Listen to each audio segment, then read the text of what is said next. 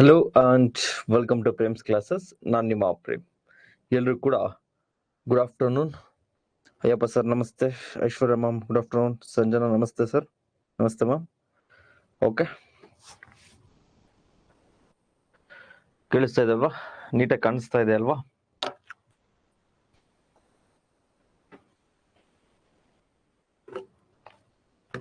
Okay,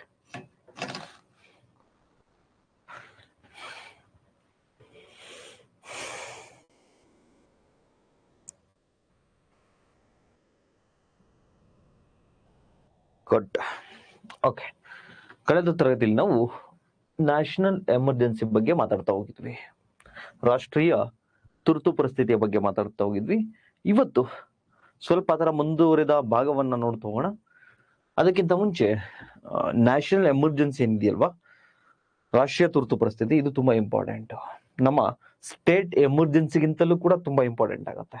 state emergency ಅಂದ್ರೆ president rule, ರಾಷ್ಟ್ರಪತಿ ಆಡಳಿತ ಏನಿದೆ ಅದಾಗಿರ್ಬೋದು, ಅಥವಾ ಫೈನಾನ್ಷಿಯಲ್ ಎಮರ್ಜೆನ್ಸಿ ಆಗಿರ್ಬೋದು.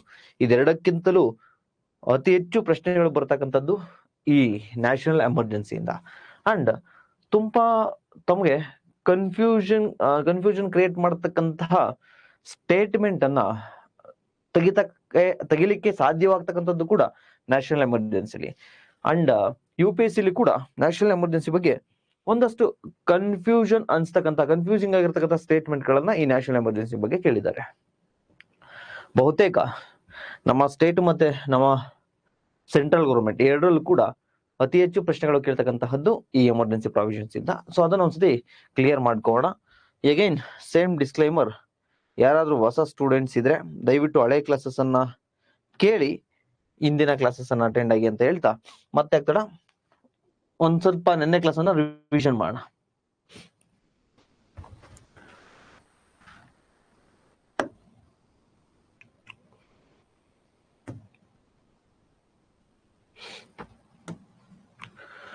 ಸೊ ಕಳೆದ ತರಗತಿಯಲ್ಲಿ ನಾವು ನ್ಯಾಷನಲ್ ಎಮರ್ಜೆನ್ಸಿ,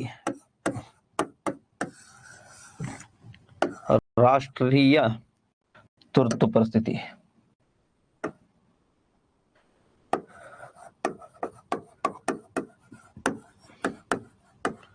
ರಾಷ್ಟ್ರೀಯ ತುರ್ತು ಪರಿಸ್ಥಿತಿ ಬಗ್ಗೆ ನೋಡ್ತಾ ಹೋಗಿದ್ವಿ. ಸೊ ನ್ಯಾಷನಲ್ ಎಮರ್ಜೆನ್ಸಿನ ನಮ್ಮ ಕಾನ್ಸ್ಟಿಟ್ಯೂಷನ್ ಅಲ್ಲಿ ಹೇಳ್ತಕ್ಕಂತೆ, ಅಂದ್ರೆ ವಿಧಿ 352ರಲ್ಲಿ ಏನ್ ಹೇಳಿತ್ತು ಅಂತ ಹೇಳಿ ನೆನ್ನೆ ಡಿಸ್ಕಷನ್ ಅನ್ನ ಮಾಡಿದ್ವಿ. ಅದರಂತೆ ಮೂರು ಆಧಾರದ ಮೇಲೆ ನ್ಯಾಷನಲ್ ಎಮರ್ಜೆನ್ಸಿಯನ್ನ ಘೋಷಣೆಯನ್ನ ಮಾಡ್ತಾ ಹೋಗ್ತೀವಿ. ಒಂದು ಎಕ್ಸ್ಟರ್ನಲ್ ಅಗ್ರೆಷನ್, ಬಾಹ್ಯ ಆಕ್ರಮಣದ ಆಧಾರದ ಮೇಲೆ ನಾವು ತುರ್ತು ಪರಿಸ್ಥಿತಿಯನ್ನು ಘೋಷಣೆ ಮಾಡಿ ಹೋಗ್ತೀವಿ. ಎಕ್ಸ್ಟರ್ನಲ್ ಅಗ್ರೆಷನ್ ಯಾವಾಗ ಆಯ್ತು ಸರ್? ಫಾರ್ ಎಕ್ಸಾಂಪಲ್ ಚೀನಾ 1962 ಅಲ್ಲಿ ನ್ಯಾಷನಲ್ ಎಮರ್ಜೆನ್ಸಿ, ರಾಷ್ಟ್ರೀಯ ತುರ್ತು ಪರಿಸ್ಥಿತಿಯನ್ನ ಘೋಷಣೆ ಮಾಡಿದ್ವಿ. ಯಾವಾಗ ನಮ್ಮ ಮೇಲೆ ಚೀನಾ ಅಟ್ಯಾಕ್ ಮಾಡ್ತಲ್ಲ, ಎಲ್ಲಿ? ಅರುಣಾಚಲ ಪ್ರದೇಶದಲ್ಲಿ. ಸೊ ಆಗ ನಾವು ರಾಷ್ಟ್ರೀಯ ತುರ್ತು ಪರಿಸ್ಥಿತಿಯನ್ನ ಘೋಷಣೆ ಮಾಡಿದ್ವಿ. ಅದನ್ನ ಹೊರತುಪಡಿಸಿದ್ರೆ 1971ರಲ್ಲಿ 1971ರಲ್ಲಿ ಪಾಕಿಸ್ತಾನನು ಕೂಡ ಅಫಿಷಿಯಲ್ ಯುದ್ಧ ಏನು ಮಾಡಲಿಲ್ಲ, ಬಟ್ ಅದು ಕೂಡ ಎಕ್ಸ್ಟರ್ನಲ್ ಅಗ್ರೆಷನ್, ಬಾಹ್ಯ ಆಕ್ರಮಣವನ್ನ ಮಾಡ್ತು. ಅದನ್ನ ಹೊರತುಪಡಿಸಿದ್ರೆ 2 ಬಾರಿ ಮಾತ್ರ ಎಕ್ಸ್ಟರ್ನಲ್ ಅಗ್ರೆಷನ್, ಬಾಹ್ಯ ಆಕ್ರಮಣದ ಆಧಾರದ ಮೇಲೆ ನಾವು ತುರ್ತು ಪರಿಸ್ಥಿತಿಯನ್ನ ಘೋಷಣೆ ಮಾಡಿದ್ದೀವಿ. ಅದಾದ ನಂತರ ಇನ್ನೂ ಒಂದು ಯಾವುದು ಅಂದ್ರೆ ಆರ್ಮ್ಡ್ ರೆಬಿಲಿಯನ್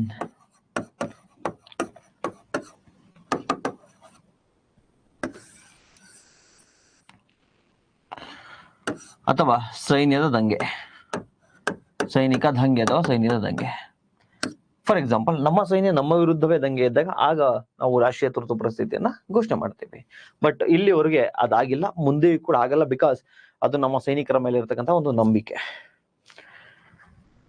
ಸೊ ಅದನ್ನ ಹೊರತುಪಡಿಸಿದ್ರೆ ಇನ್ನೂ ಒಂದು ಗ್ರೌಂಡ್ ಇದೆ, ಅದ್ಯಾವುದು ಅಂದ್ರೆ ವಾರ್, ಯುದ್ಧ. ಅಫಿಷಿಯಲಿ ಯುದ್ಧ ಘೋಷಣೆ ಮಾಡಿರ್ತಕ್ಕಂಥ ಸಂದರ್ಭದಲ್ಲಿ ಯಾವತ್ತೂ ಕೂಡ ಆಗಿಲ್ಲ. ಅಫಿಷಿಯಲ್ ಆಗಿ ಯುದ್ಧ ಯಾರು ಘೋಷಣೆ ಮಾಡಿಲ್ಲ, ಬಟ್ ಎಕ್ಸ್ಟರ್ನಲ್ ಅಗ್ರೆಷನ್ ಆಗಿದೆ. ನಮ್ಮ ಪಾಕಿಸ್ತಾನದ ಮೇಲೆ ಆಗಿದೆ, ಮತ್ತೆ ಚೀನಾ ಮೇಲೆ ಆಗಿದೆ. ಬಾಹ್ಯ ಆಕ್ರಮಣ, ಅವ್ರ ನಮ್ಮ ಮೇಲೆ ಆಕ್ರಮಣ ಮಾಡಿದ್ದಾರೆ. ಸೊ ಈ 3 ಆಧಾರದ ಮೇಲೆ ರಾಷ್ಟ್ರೀಯ ತುರ್ತು ಪರಿಸ್ಥಿತಿಯನ್ನ ಘೋಷಣೆ ಮಾಡಬಹುದು. ಬಟ್ ಈ ಆರ್ಮಡ್ ರೆಬಿಲಿಯನ್ ಅಂತಕ್ಕಂಥದ್ದು ಏನಿದೆಯಲ್ವಾ, ಸೈನಿಕ ದಂಗೆ ಅಂತಕ್ಕಂಥದ್ದು, ಇದು 44th ಕಾನ್ಸ್ಟಿಟ್ಯೂಷನಲ್ ಅಮೆಂಡ್ಮೆಂಟ್ ಆಕ್ಟ್, 44ನೇ ಸಂವಿಧಾನಾತ್ಮಕ ತಿದ್ದುಪಡಿಯ ಮೂಲಕ ನಾವು ನಮ್ಮ ಕಾನ್ಸ್ಟಿಟ್ಯೂಷನ್ಗೆ ಇದನ್ನ ಸೇರ್ಪಡೆ ಮಾಡಿರ್ತಕ್ಕಂಥದ್ದು. ಬಟ್ ಈ ಆರ್ಮಡ್ ರೆಬಿಲಿಯನ್ ಅಂತಕ್ಕಂಥ ವರ್ಡ್ ಇತ್ತಲ್ವಾ, 44th ಕಾನ್ಸ್ಟಿಟ್ಯೂಷನ್ ಅಮೆಂಡ್ಮೆಂಟ್ ಆಗೋಕ್ಕಿಂತ ಮುಂಚೆ ಯಾವ ವರ್ಡ್ ಇತ್ತು ಸರ್ ನಮ್ಮ ಕಾನ್ಸ್ಟಿಟ್ಯೂಷನ್ ಅಲ್ಲಿ ಅಂದ್ರೆ ಇಂಟರ್ನಲ್ ಡಿಸ್ಟರ್ಬೆನ್ಸಸ್. ಸೊ ಇದು ಇಂಟರ್ನಲ್ ಡಿಸ್ಟರ್ಬೆನ್ಸಸ್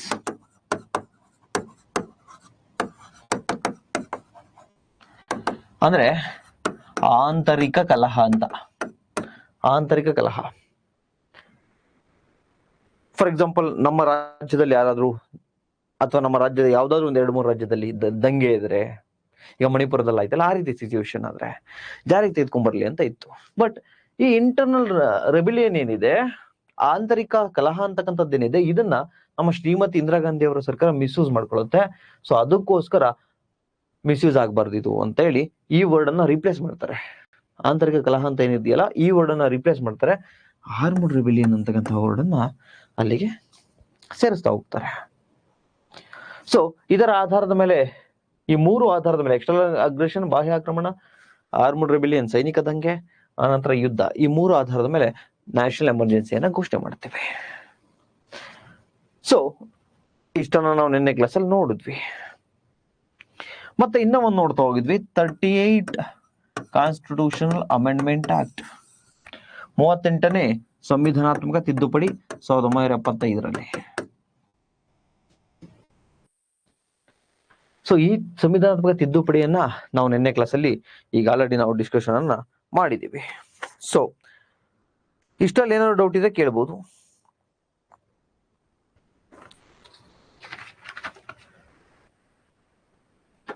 ಇಷ್ಟರಲ್ಲಿ ಏನಾದ್ರು ಡೌಟ್ ಇದೆ ಕೇಳಬಹುದು.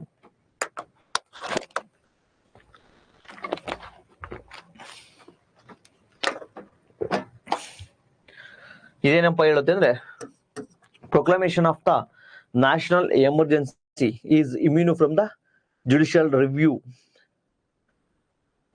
ನ್ಯಾಯಾಂಗ ವಿಮರ್ಶೆ ಏನಿರುತ್ತಲ್ವಾ, ನ್ಯಾಯಾಂಗ ವಿಮರ್ಶೆಯನ್ನ ಮಾಡಂಗಿಲ್ಲ. ಈಗ ನ್ಯಾಷನಲ್ ಎಮರ್ಜೆನ್ಸಿ ಘೋಷಣೆ ಮಾಡಿದೀವಿ, ಯಾಕೆ ಮಾಡ್ತು, ಇದು ಸರಿನೋ ತಪ್ಪು ಅಂತೇಳಿ ನ್ಯಾಯಾಲಯದಲ್ಲಿ ಪ್ರಶ್ನೆ ಮಾಡುವಂತಿಲ್ಲ, ಜುಡಿಷಿಯಲ್ ರಿವ್ಯೂ ಇಲ್ಲ, ನ್ಯಾಯಾಂಗ ವಿಮರ್ಶೆ ಮಾಡುವಂತಿಲ್ಲ ಅಂತ ಹೇಳಿ 38 ಕಾನ್ಸ್ಟಿಟ್ಯೂಷನ್ ಅಮೆಂಡ್ಮೆಂಟ್ ಆಕ್ಟ್ ಮೂಲಕ 1975 ಹೇಳ್ತೀವಿ. ಯಾಕೆ ಹೇಳ್ತಾರೆ, ಈ ತಿದ್ದುಪಡಿಯನ್ನು ಯಾಕೆ ಮಾಡ್ತಾರೆ ಅಂದ್ರೆ, ಶ್ರೀಮತಿ ಇಂದಿರಾ ಗಾಂಧಿ ಅವರು ತಂದಿರ್ತಾರಲ್ವಾ ನ್ಯಾಷನಲ್ ಎಮರ್ಜೆನ್ಸಿ, ಇದನ್ನ ಸುಪ್ರೀಂ ಕೋರ್ಟ್ಗೆ ಹೋಗ್ಬಾರ್ದು, ಪ್ರಶ್ನೆ ಮಾಡಬಾರ್ದು ಅಂತಕ್ಕಂಥ ಉದ್ದೇಶದಿಂದ ತಂದಿರ್ತಾರೆ. ಸೊ ಈ ಒಂದು ಮಿಸ್ಯೂಸ್ ಏನ್ ಮಾಡ್ಕೊಂಡ್ರಲ್ವಾ 38ನೇ ಸಂವಿಧಾನ ತಿದ್ದುಪಡಿ ಮೂಲಕ, ಅದನ್ನ ಸರಿಪಡಿಸ್ಲಿಕ್ಕೆ ಅಂತೇಳಿ ನಮ್ಮ ಮೊರಾರ್ಜಿ ದೇಸಾಯಿ ಅವರ ಗವರ್ನಮೆಂಟ್, ನಾನು ಯೂಶಲಿ ನಮ್ಮ ಪ್ರಧಾನಮಂತ್ರಿಗಳನ್ನ ನಮ್ಮ ಪ್ರಧಾನಮಂತ್ರಿಗಳು ಅಂತ ಹೇಳ್ತಾ ಇರ್ತೀನಿ, ಆಮೇಲೆ ಇವರು ಜನತಾ ಪಾರ್ಟಿ ಅವರು, ಇವರು ಕಾಂಗ್ರೆಸ್ ಅವರು, ಇವರು ಬಿಜೆಪಿ ಅನ್ಕೋಬೇಡಿ. ಬಿಕಾಸ್ ನಮ್ಮ ದೇಶದಲ್ಲಿ ಇರತಕ್ಕಂಥ ಆನರಬಲ್ ಪ್ರೈಮ್ ಮಿನಿಸ್ಟರ್ಸ್ ಏನೇನಿದ್ದಾರೆ, ಈಗ ಪ್ರೆಸೆಂಟ್ ಆಗಿರ್ಬೋದು ಅಥವಾ ಮಾಜಿ ಆಗಿರ್ಬೋದು, ಅವರು ನಮ್ಮ ದೇಶವನ್ನ ಪ್ರತಿನಿಧಿ ಮಾಡಿರ್ತಾರೆ, ನಮ್ಮೆಲ್ಲರ ಪ್ರಧಾನಿ ಮಂತ್ರಿಗಳವರು. ಸೊ ಅದರಿಂದ ಸೊ ಅವ್ರು ಏನ್ ಮಾಡ್ತಾರೆ ಅಂದ್ರೆ 44th ಕಾನ್ಸ್ಟಿಟ್ಯೂಷನ್ ಅಮೆಂಡ್ಮೆಂಟ್ ಆಕ್ಟ್ ಮೂಲಕ ಇದನ್ನ ರದ್ದು ಮಾಡ್ತಾರೆ, ಇಲ್ಲ ಜುಡಿಷಿಯಲ್ ರಿವ್ಯೂ ಮಾಡ್ಬೋದು ಅಂತ ಹೇಳಿ ಒಂದು. ಆ ನಂತರ ಸುಪ್ರೀಂ ಕೋರ್ಟ್ ಕೂಡ 1980ಯಲ್ಲಿ ಮಿನರ್ವಾ ಮಿಲ್ ಕೇಸಲ್ಲಿ the proclamation of the national emergency is a basic structure. ಅಂದ್ರೆ ಎಮರ್ಜೆನ್ಸಿ ಪ್ರಾವಿಷನ್ಸ್ ಇವೆಲ್ಲ ಏನಿದಾವಲ್ವಾ, ಅಂದ್ರೆ ಜುಡಿಷಿಯಲ್ ರಿವ್ಯೂಸ್ ಬೇಸಿಕ್ ಸ್ಟ್ರಕ್ಚರ್, ಅಂದ್ರೆ ನಮ್ಮ ನ್ಯಾಯಾಂಗ ವಿಮರ್ಶೆ ಅಂತಕ್ಕಂಥದ್ದೇನಿದೆ ಅದು ಬೇಸಿಕ್ ಸ್ಟ್ರಕ್ಚರ್, ಅದನ್ನೇ ಮಾಡಬಾರ್ದು ಅಂತ ಹೇಳಿದ್ರೆ ಸರಿ ಹೋಗಲ್ಲ ಅಂತೇಳಿ ಮಿನರ್ವಾ ಮಿಲ್ ಕೇಸಲ್ಲಿ ಏನ್ ಮಾಡ್ತಾರೆ ಅಂದ್ರೆ, ಎಸ್ ಕ್ವಶನ್ ಮಾಡ್ಬೋದು, ಪ್ರಶ್ನಿಸಬಹುದು ಅಂತ ಹೇಳಿ ಹೇಳ್ತಾ ಹೋಗ್ತಾರೆ. ಸೊ ಇದಾದ ನಂತರ ನಾವು proclamation of national emergency, approval of national emergency.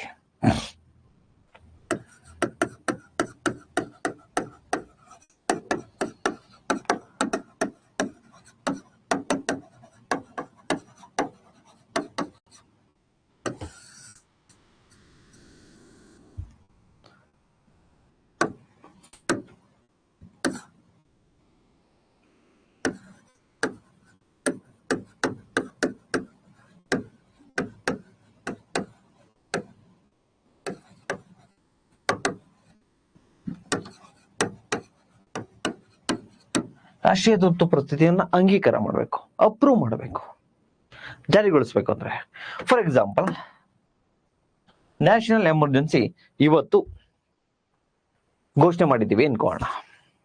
ಯಾರೋ ನಮ್ಮ ಮೇಲೆ ಪಾಕಿಸ್ತಾನದವರು ಅಥವಾ ಚೀನಾದವರು ಅಥವಾ ಮತ್ತೊಬ್ಬರು ಇನ್ನೊಬ್ರು ನಮ್ಮ ಮೇಲೆ ಆಕ್ರಮಣವನ್ನ ಮಾಡಿದ್ದಾರೆ. ಈ ಸಂದರ್ಭದಲ್ಲಿ ನಾವೇನ್ ಮಾಡಿದೀವಿ, ನ್ಯಾಷನಲ್ ಎಮರ್ಜೆನ್ಸಿಯನ್ನ ಘೋಷಣೆ ಮಾಡಿದ್ದಾರೆ. ಯಾರು? ನಮ್ಮ ಭಾರತದ ರಾಷ್ಟ್ರಪತಿಯವರು, ಭಾರತದ ರಾಷ್ಟ್ರಪತಿಯವರು, president. So proclamation of national emergency, president can proclaim national emergency. ಭಾರತದ ರಾಷ್ಟ್ರಪತಿಯವರು ಘೋಷಣೆ ಮಾಡ್ತಾರೆ.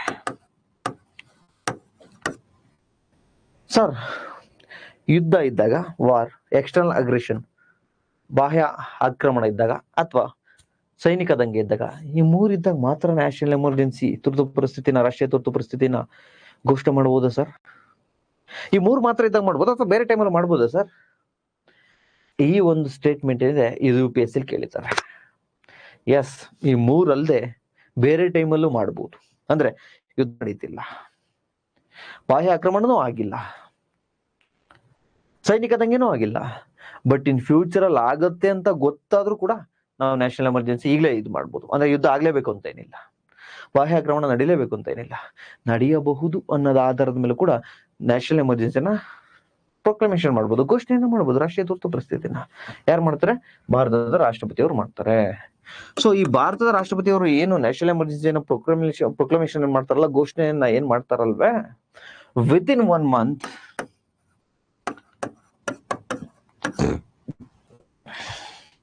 ಪಾರ್ಲಿಮೆಂಟ್ ಅಪ್ರೂವ್ ಮಾಡಬೇಕು. ವಿತಿನ್ 1 month, 1 ತಿಂಗಳ ಒಳಗಾಗಿ ಪಾರ್ಲಿಮೆಂಟ್ ಏನ್ ಮಾಡ್ಬೇಕು? ಅಪ್ರೂವ್ ಮಾಡಬೇಕು, ಅಂಗೀಕಾರಗೊಳಿಸಬೇಕು. ಸರ್, ಈ ಪಾರ್ಲಿಮೆಂಟ್ ಅಪ್ರೂವ್ ಮಾಡಬೇಕು ಅಂತ ಹೇಳ್ತಿದಿರಲ್ವಾ ಸರ್? ಪಾರ್ಲಿಮೆಂಟ್ ಅಪ್ರೂವಲ್ ಬೇಕು ಅಂತ ಹೇಳ್ತಿದಿರಲ್ವಾ ಸರ್? ವಿತಿನ್ 1 month ಅಂತ ಹೇಳ್ತಿದಿರಲ್ವಾ ಸರ್?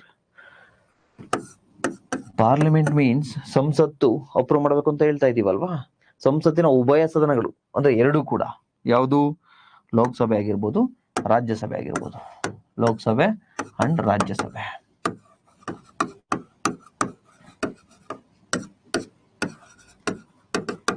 ಲೋಕಸಭೆ ಮತ್ತೆ ರಾಜ್ಯಸಭೆ ಎರಡು ಅಪ್ರೂವ್ ಮಾಡಬೇಕು. ಸರ್, ಸಿಂಪಲ್ ಮೆಜಾರಿಟಿನ ಅಥವಾ ಸ್ಪೆಷಲ್ ಮೆಜಾರಿಟಿನ ಸರ್? Special majority.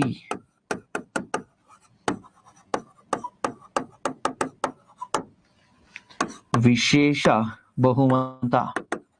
ವಿಶೇಷ ಬಹುಮತದೊಂದಿಗೆ total membership of the house, 2/3 of the total membership of the house present and voting.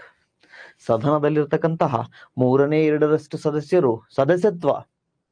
ಅಂದ್ರೆ ಫಾರ್ ಎಕ್ಸಾಂಪಲ್ 100 ಜನ ಇದ್ದಾರೆ ಅಂದ್ರೆ 10 ಜನ ಆಬ್ಸೆಂಟ್ ಆಗಿದ್ರೆ ನಮ್ಗೆ ಆಬ್ಸೆಂಟ್ ಬೇಕಾಗಿಲ್ರಿ, 100 ಜನ total ಸದಸ್ಯತ್ವವನ್ನು ತೆಗೆದುಕೊತೀವಿ.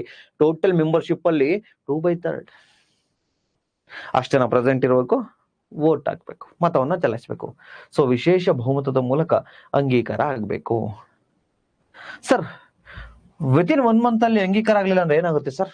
National emergency ರದ್ದಾಗತ್ತೆ.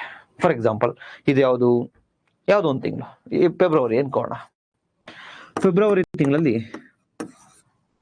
National emergency ಘೋಷಣೆ ಆಗಿದೆ. ವಿತಿನ್ 1 month ಅಪ್ರೂವ್ ಆಗ್ಬೇಕು. ಯಾವುದು? ಪಾರ್ಲಿಮೆಂಟ್, ಸಂಸತ್ತಿಂದ. ಅದ್ರ ಲೋಕಸಭಾ, ರಾಜ್ಯಸಭೆ ಇರೋದು. ಅಪ್ರೂವ್ ಆಗಲಿಲ್ಲ ಅಂದ್ರೆ ಏನಾಗುತ್ತೆ? ಮಾರ್ಚ್ ಕ್ಯಾನ್ಸಲ್ ಆಗುತ್ತೆ. ಮಾರ್ಚ್ ನ್ಯಾಷನಲ್ ಎಮರ್ಜೆನ್ಸಿ ಇರಲ್ಲ. Sir, okay, in case Lok Sabha dissolution ಆಗಿದ್ರೆ ಏನ್ ಸರ್ ಮಾಡೋದು? ಲೋಕಸಭಾ ವಿಸರ್ಜನೆ ಆಗಿದ್ರೆ ಏನ್ ಸರ್ ಮಾಡೋದು? ಲೋಕಸಭಾ ವಿಸರ್ಜನೆ ಆಗಿಲ್ಲ, ಇಲ್ದೇನೆ ಇರ್ಲಿ, ರಾಜ್ಯಸಭೆ ಇರುತ್ತಲ್ವ permanent house, so Rajya Sabha approval ಕೊಡಬೇಕು. ನೆಕ್ಸ್ಟ್ ಲೋಕಸಭೆ ನೆಕ್ಸ್ಟ್ ಬರುತ್ತಲ್ವಾ, ಯಾವಾಗ ಬರುತ್ತೋ ಅವಾಗ ವಿತಿನ್ 30 days ಅಪ್ರೂವಲ್ ಕೊಡಬೇಕು. 30 ದಿನಗಳ ಒಳಗಾಗಿ ಅಪ್ರೂವಲ್ ಅನ್ನ ಕೊಡಬೇಕು, ಜಾರಿಗಳು ಅಂಗೀಕಾರ ಮಾಡಬೇಕು. Long story short, national emergency ಏನು ಪ್ರೊಕ್ಲಮೇಷನ್ ಆಗಿರುತ್ತೆ, ರಾಷ್ಟ್ರೀಯ ತುರ್ತು ಪರಿಸ್ಥಿತಿ ಏನು ಘೋಷಣೆ ಆಗಿರುತ್ತೆ, ಘೋಷಣೆ ಆದ 1 ತಿಂಗಳ ಒಳಗಡೆ ಪಾರ್ಲಿಮೆಂಟ್ ಅಪ್ರೂವಲ್ ಅನ್ನ ಕೊಡಬೇಕು, ಪಾರ್ಲಿಮೆಂಟ್ ಅಂಗೀಕಾರವನ್ನು ಗೊಳಿಸಬೇಕು. ಪಾರ್ಲಿಮೆಂಟ್ ಅಂದ್ರೆ ಸಂಸತ್ತು ಅಂದ್ರೆ ಯಾವುದು ಸರ್? ಲೋಕಸಭೆ, ರಾಜ್ಯಸಭೆ ಎರಡೂ ಕೂಡ ಅಂಗೀಕಾರ ಮಾಡಬೇಕು. Sir, simple majority special majority, ವಿಶೇಷ ಬಹುಮತ. ಸರ್ ಇನ್ ಕೇಸ್ ಲೋಕಸಭಾ ಡಿಸಾಲ್ವ್ ಆಗಿತ್ತು ಅಂದ್ರೆ ರಾಜ್ಯಸಭೆ ಆ ಟೈಮಲ್ಲಿ ಅಪ್ರೂವ್ ಕೊಡ್ಬೇಕು. ಬಟ್ ಲೋಕಸಭೆ ನೆಕ್ಸ್ಟ್ ಬರುತ್ತಲ್ವಾ, ನೆಕ್ಸ್ಟ್ ಒಂದು ವಿನ್ ಆಗ್ತಾರಲ್ವಾ, ಎಲೆಕ್ಷನ್ ನಡೆಯುತ್ತಲ್ವಾ, ಬಂದ ನಂತರ ವಿತಿನ್ 30 days ಅಲ್ಲಿ ಲೋಕಸಭೆ ಕೂಡ ಅಪ್ರೂವ್ ಮಾಡಬೇಕು. ಸರ್ ಒರಿಜಿನಲ್ ಕಾನ್ಸ್ಟಿಟ್ಯೂಷನ್ ಕೂಡ 2 months ಇತ್ತ ಸರ್, 2 ತಿಂಗಳ ಒಳಗಡೆನೆ ಪಾರ್ಲಿಮೆಂಟ್ ಅಪ್ರೂವ್ ಮಾಡ್ಬೇಕಿತ್ತ ಸರ್? ನೋ, ಫಸ್ಟ್ ಏನಿತ್ತು ಅಂದ್ರೆ 2 months ಒಳಗಡೆ ಅಪ್ರೂವ್ ಮಾಡ್ಬೇಕು ಅಂತ ಇತ್ತು, 2 ತಿಂಗಳ ಒಳಗಡೆ ಅಪ್ರೂವ್ ಮಾಡ್ಬೇಕು ಅಂತ ಇತ್ತು. ಬಟ್ 2 ತಿಂಗಳಾದ್ರೆ ಜಾಸ್ತಿ ಆಗುತ್ತೆ, ವಿತಿನ್ 1 month ಅಲ್ಲಿ ಮಾಡ್ಲಿ ಅಂತ ಹೇಳಿ 44th ಕಾನ್ಸ್ಟಿಟ್ಯೂಷನಲ್ ಅಮೆಂಡ್ಮೆಂಟ್ ಆಕ್ಟ್, 44ನೇ ಸಂವಿಧಾನದ ತಿದ್ದುಪಡಿಯ ಮೂಲಕ 2 ತಿಂಗಳು ಏನಿತ್ತಲ್ವಾ ಅದನ್ನ 1 ತಿಂಗಳಿಗೆ ಇಳಿಸಲಾಯ್ತು, 1 ತಿಂಗಳಿಗೆ ರಿಡ್ಯೂಸ್ ಅನ್ನ ಮಾಡ್ತಾ ಬಂದ್ವಿ. ಸೊ ಏನಾದ್ರು ಡೌಟ್ಸ್ ಇದ್ರೆ, ಈ ಪಾರ್ಲಿಮೆಂಟ್ ಅಪ್ರೂವಲ್ ಅಲ್ಲಿ ಏನಾದ್ರು ಡೌಟ್ಸ್ ಇದ್ರೆ ನನ್ನ ಕೇಳಿ ಈಗ.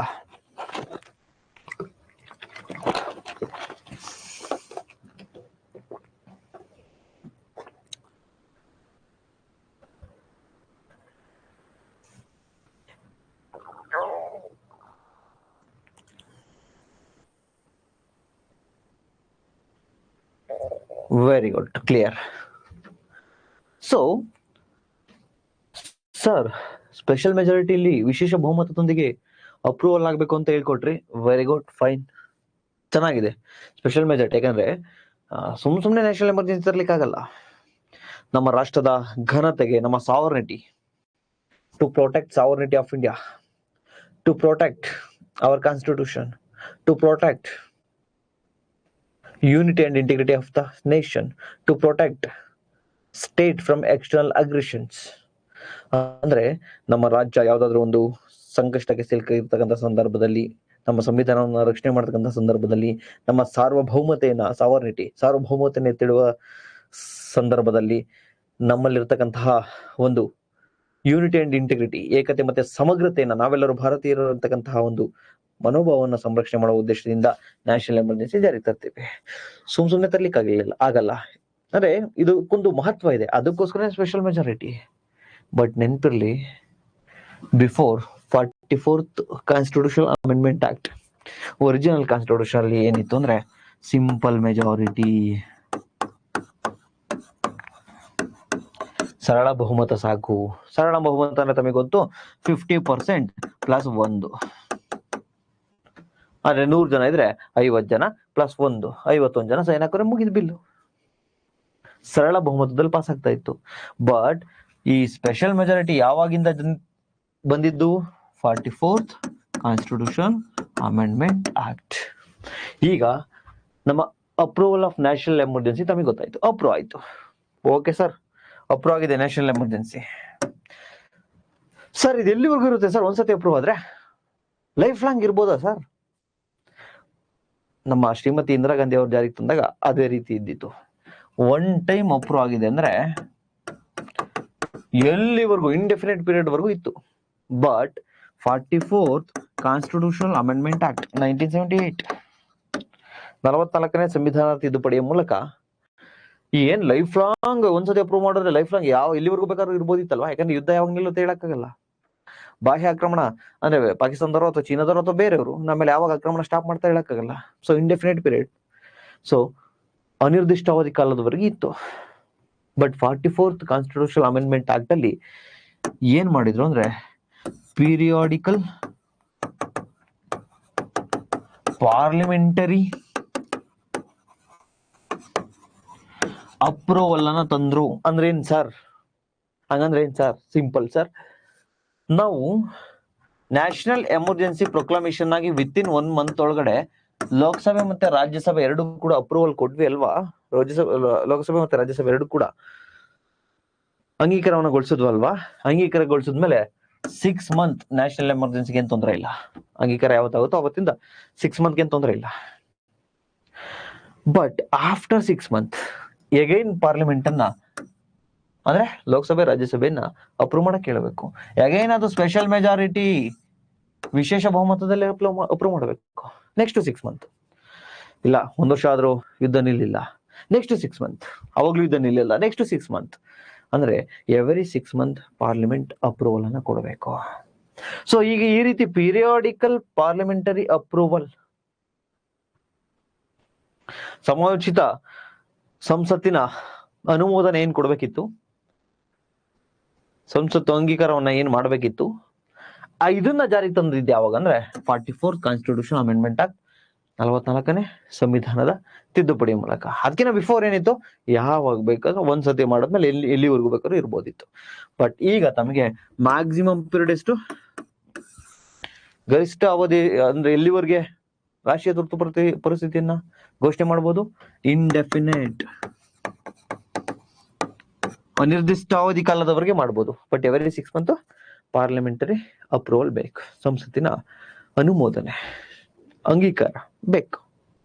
ಸೊ ಇದು ಪಾರ್ಲಿಮೆಂಟರಿ ಅಪ್ರೂವಲ್ಗೆ ಸಂಬಂಧಪಟ್ಟಿರ್ತಕ್ಕಂಥದ್ದು.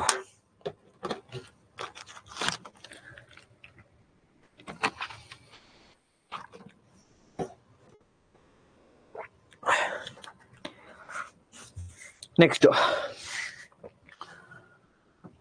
Revocation of national emergency, revocation of proclamation. ಅದೇನ್ ಘೋಷಣೆ ಮಾಡಿರ್ತಾರಲ್ಲ ಅದನ್ನ ಹಿಂಪಡೆದುಕೊಳ್ಳೋದು.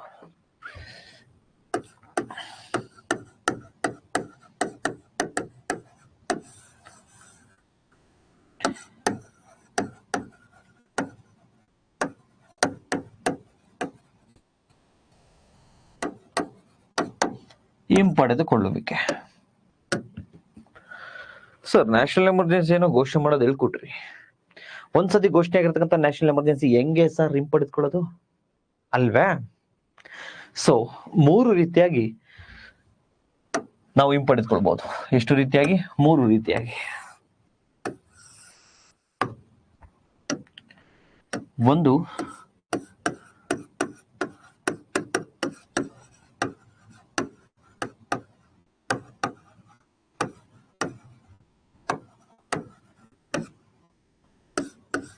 ಭಾರತದ ರಾಷ್ಟ್ರಪತಿಯವರು ಯಾವಾಗ ಬೇಕಾದ್ರೂ ನ್ಯಾಷನಲ್ ಎಮರ್ಜೆನ್ಸಿ ಘೋಷಣೆ ಆಗಿರುತ್ತಲ್ವಾ ಅದನ್ನ ಹಿಂಪಡೆದುಕೊಳ್ಬಹುದು ಅಟ್ ಎನಿ ಟೈಮ್. ಇದು ಕೀವರ್ಡ್ ನೆನಪಲ್ಲಿರಲಿ. ಭಾರತದ ರಾಷ್ಟ್ರಪತಿಯವರು ಯಾವಾಗ ಬೇಕಾದ್ರೂ ನ್ಯಾಷನಲ್ ಎಮರ್ಜೆನ್ಸಿ ಪ್ರೊಕ್ಲಮೇಶನ್ ಆಗಿರ್ತಕ್ಕಂಥದ್ದನ್ನ ಹಿಂಪಡೆದುಕೊಳ್ಬಹುದು. ಸರ್, ಈ ರಾಷ್ಟ್ರಪತಿಯವರು ಈ ರೀತಿ ಹಿಂಪಡೆದುಕೊಳ್ತಾರಲ್ಲ ಸರ್, ಇದಕ್ಕೆ ಪಾರ್ಲಿಮೆಂಟರಿ ಅಪ್ರೂವಲ್ ಬೇಕಾ? ನೋ, ಇದಕ್ಕೆ ಬೇಕಾಗಿಲ್ಲ. ಬಟ್ ಮುಂಚೆ ಇಷ್ಟು ಮಾತ್ರ ಇತ್ತು. ರಾಷ್ಟ್ರಪತಿ ಅವರು ಯಾವಾಗ ಘೋಷಣೆ ಮಾಡಬಹುದಾಗಿತ್ತು, ಘೋಷಣೆ ಮಾಡಿರ್ತಕ್ಕಂಥದ್ದನ್ನ ಯಾವುದೇ ಕೋರ್ಟ್ ಚರ್ಚೆ ಮಾಡಂಗಿಲ್ಲ. 38 ಕಾನ್ಸ್ಟಿಟ್ಯೂಷನ್ ಅಮೆಂಡ್ಮೆಂಟ್ ಆಕ್ಟ್ ಹೇಳುತ್ತೆ. 1975 ಅಲ್ಲಿ ನಮ್ಮ ಶ್ರೀಮತಿ ಇಂದಿರಾ ಗಾಂಧಿ ಅವ್ರ ಸರ್ಕಾರ ಮಾಡಿತ್ತು. ಬಟ್ ಆಮೇಲೆ 44th ಅಲ್ಲಿ ಅದನ್ನ ಚೇಂಜ್ ಮಾಡಿದ್ರು. ಸೊ ಇಲ್ಲೂ ಕೂಡ ಒರಿಜಿನಲ್ ಕಾನ್ಸ್ಟಿಟ್ಯೂಷನ್ ಅಲ್ಲಿ ಆಗ ಇದ್ದಿದ್ದೇನು ಅಂತಂದ್ರೆ,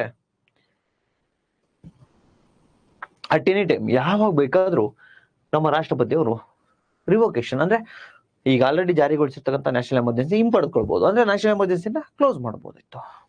ನಂಬರ್ 1. ನಂಬರ್ 2,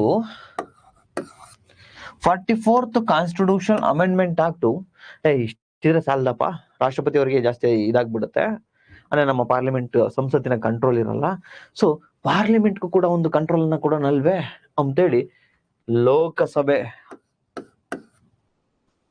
ಯಾವುದು ಲೋಕಸಭೆ, ಇಲ್ಲಿ ತಾವು ಒಂದ್ ಸ್ವಲ್ಪ ಕೇರ್ಫುಲ್ ಆಗಿ ಗಮನಿಸ್ತಾ ಬರ್ಬೇಕಾಗತ್ತೆ. ಏನು ಅಂತಂದ್ರೆ, Lok Sabha passes an resolution to revocation of national emergency. Lok Sabha passes the resolution for revocation of the national emergency. Lok Sabha passes a resolution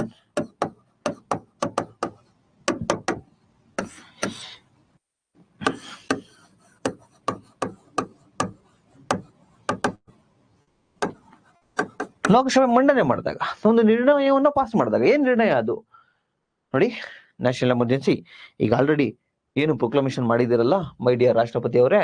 so ಇದನ್ನ, ಈ ನ್ಯಾಷನಲ್ ಎಮರ್ಜೆನ್ಸಿಯನ್ನ ಈಗ ಹಿಂಪಡೆದುಕೊಳ್ಳೋಣ ಅಂತ ಹೇಳಿ ಲೋಕಸಭೆ ಒಂದು ರೆಸಲ್ಯೂಷನ್ ಪಾಸ್ ಮಾಡುತ್ತೆ ಅನ್ಕೋಣ. ಒಂದು ಮಂಡನೆಯನ್ನ ಪಾಸ್ ಮಾಡುತ್ತೆ, ಒಂದು ಮಸೂದೆಯನ್ನ ಪಾಸ್ ಮಾಡುತ್ತೆ.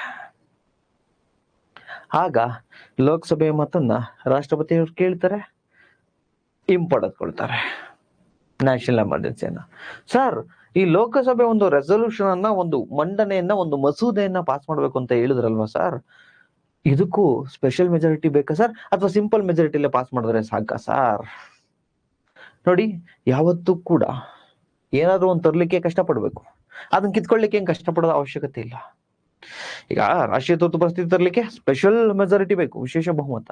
ಬಟ್ ಅದನ್ನ ತೆಗೆದುಕೊಳ್ಳಿಕ್ಕೆ, ವಾಪಸ್ ತೆಗೆದುಕೊಳ್ಳಿಕ್ಕೆ ಸ್ಪೆಷಲ್ ಏನ್ ಬೇಕಾಗಿಲ್ಲ, simple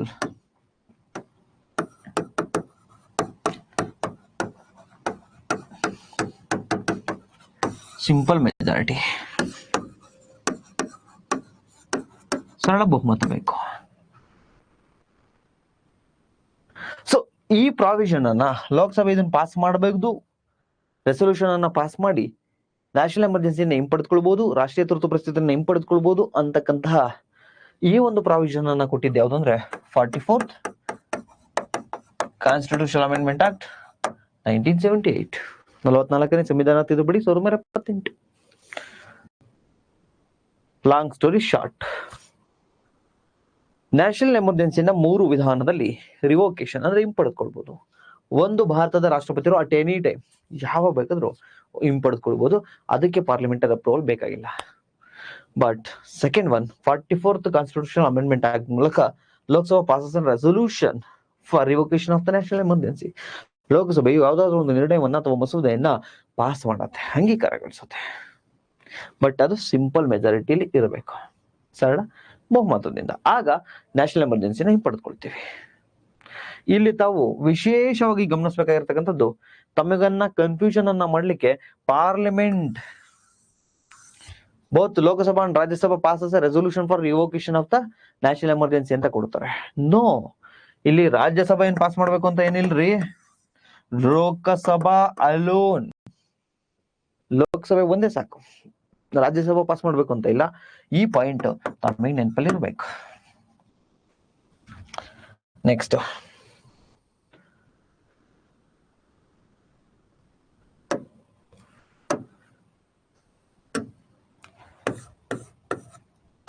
one by 10th of number of members of Lok Sabha.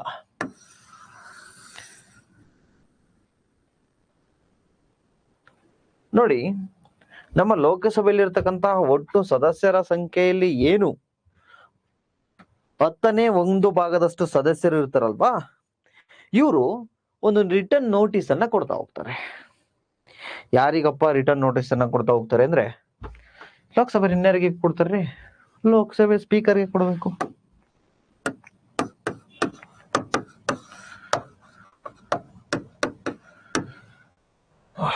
ಒಂದು ನೋಟಿಸ್ ಅನ್ನ ಕೊಡ್ತಾರೆ. ಯಾರಿಗೆ ಕೊಡ್ತಾರೆ? ಲೋಕಸಭೆ ಸ್ಪೀಕರ್ಗೆ. ಇನ್ ಕೇಸ್ ಸೆಷನ್ ಇದ್ರೇನೋ, ಅಧಿವೇಶನ ಇದ್ರೇನೋ ಲೋಕಸಭೆ ಸ್ಪೀಕರ್ಗೆ ಕೊಡ್ತಾರೆ. ಅಧಿವೇಶನ ಇಲ್ಲ ಸರ್, ಈಗ ರಿಸೆಸ್, ಅಧಿವೇಶನ ಇಲ್ಲದೆ ಇರ್ತಕ್ಕಂಥ ಸಮಯ, ಬಿಡುವಿರ್ತಕ್ಕಂಥ ಸಮಯ, ಈಗ ಯಾರಿಗೆ ಕೊಡ್ತಾರೆ ಸರ್ ಈ ನೋಟಿಸ್ ಅನ್ನ ಅಂದ್ರೆ, ಭಾರತದ ರಾಷ್ಟ್ರಪತಿಯವರಿಗೆ ಕೊಡ್ತಾರೆ.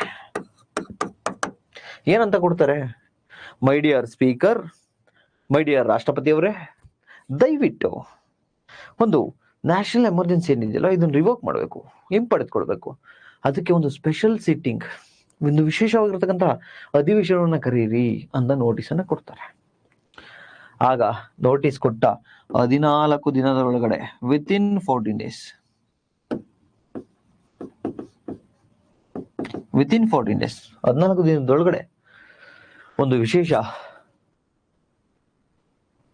ಅಧಿವೇಶನವನ್ನ ಕರೀತಾ ಹೋಗ್ತಾರೆ. ಸೊ ಲಾಂಗ್ ಸ್ಟೋರಿ ಶಾರ್ಟ್, ನಮ್ಮ ಭಾರತದ ಸಂವಿಧಾನದಲ್ಲಿ ಏನ್ ಹೇಳುತ್ತೆ ಅಂದ್ರೆ, ರಿವೋಕೇಶನ್ ಆಫ್ ಎಮರ್ಜೆನ್ಸಿ. ಭಾರತದಲ್ಲಿ ಇರತಕ್ಕಂತಹ ಸಂವಿಧಾನದ ಪ್ರಕಾರ ನಮ್ಮ ಎಮರ್ಜೆನ್ಸಿ, ರಾಷ್ಟ್ರೀಯ ತುರ್ತು ಪರಿಸ್ಥಿತಿನ ಹಿಂಪಡ್ಕೊಳ್ತಕ್ಕಂಥದ್ರಲ್ಲಿ 3 ವಿಧ. ನಂಬರ್ 1, ಯಾವ ಮಾರ್ಗದಲ್ಲಿ ಹಿಂಪಡ್ಕೊಳ್ಬಹುದು ಅಂದ್ರೆ 3 ರೀತಿಯಾಗಿ. Number 1, president of India, Bharat ರಾಷ್ಟ್ರಪತಿಯವರು ಎನಿ ಟೈಮ್ ಯಾವ ಬೇಕಾದ್ರೂ ಹಿಂಪಡ್ಕೊಳ್ಬಹುದು, ಪಾರ್ಲಿಮೆಂಟ್ ಅಪ್ರೂವಲ್ ಬೇಕಾಗಿಲ್ಲ, ಸಂಸತ್ತಿನ ಅನುಮೋದನೆ ಬೇಕಾಗಿಲ್ಲ. Number 2, Lok Sabha passes resolution for revocation of the national emergency. ರಾಷ್ಟ್ರಪತಿಯವರು ಅಲ್ಲ, ನಮ್ಮ ಲೋಕಸಭೆ ಏನು ಪಾಸ್ ಮಾಡಿರುತ್ತೆ ಮಂಡನೆಯನ್ನ ಅಥವಾ ಮಸೂದೆಯನ್ನ ಸಿಂಪಲ್ ಮೆಜಾರಿಟಿ ಸಲ ಬಹುಮತದ ಮೂಲಕ ಅದನ್ನು ರಾಷ್ಟ್ರಪತಿ ಕೇಳಬೇಕು, ರಿವೋಕೇಶನ್ ಪಡೆದುಕೊಳ್ತಾರೆ.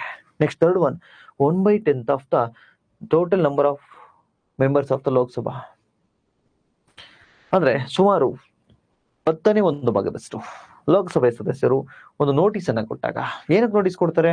ಒಂದು ಸ್ಪೆಷಲ್ ಸಿಟ್ಟಿಂಗ್ ಅನ್ನ ಅರೇಂಜ್ ಮಾಡಿ, ಒಂದು ವಿಶೇಷವಾಗಿರ್ತಕ್ಕಂಥ ಅಧಿವೇಶನವನ್ನ ಸಭೆಯನ್ನ ಕರೀರಿ. ಯಾಕೆ ಕರಿಬೇಕು?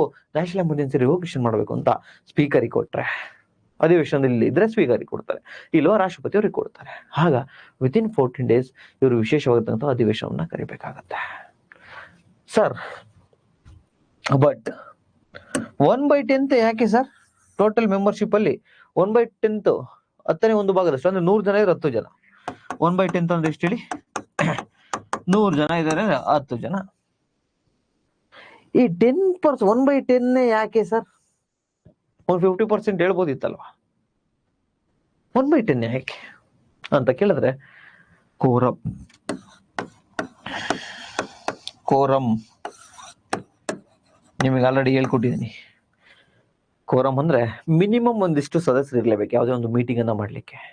ನಮ್ಮ ಸಂವಿಧಾನದಲ್ಲಿ ಲೋಕಸಭೆ ಆಗಿರ್ಬೋದು ಅಥವಾ ರಾಜ್ಯಸಭೆ ಆಗಿರ್ಬೋದು, ಒಂದು ಸೆಷನ್ ನಡೀತಾ ಇದೆ ಅಂದ್ರೆ ಮಿನಿಮಮ್ ಕೋರಂ ಇರಬೇಕು, ಇಲ್ಲಾಂದ್ರೆ ಅದು ಕ್ಯಾನ್ಸಲ್ ಮಾಡ್ತಾರೆ ಸ್ಪೀಕರ್ ಅಥವಾ ರಾಜ್ಯಸಭೆ ಅಧ್ಯಕ್ಷರು.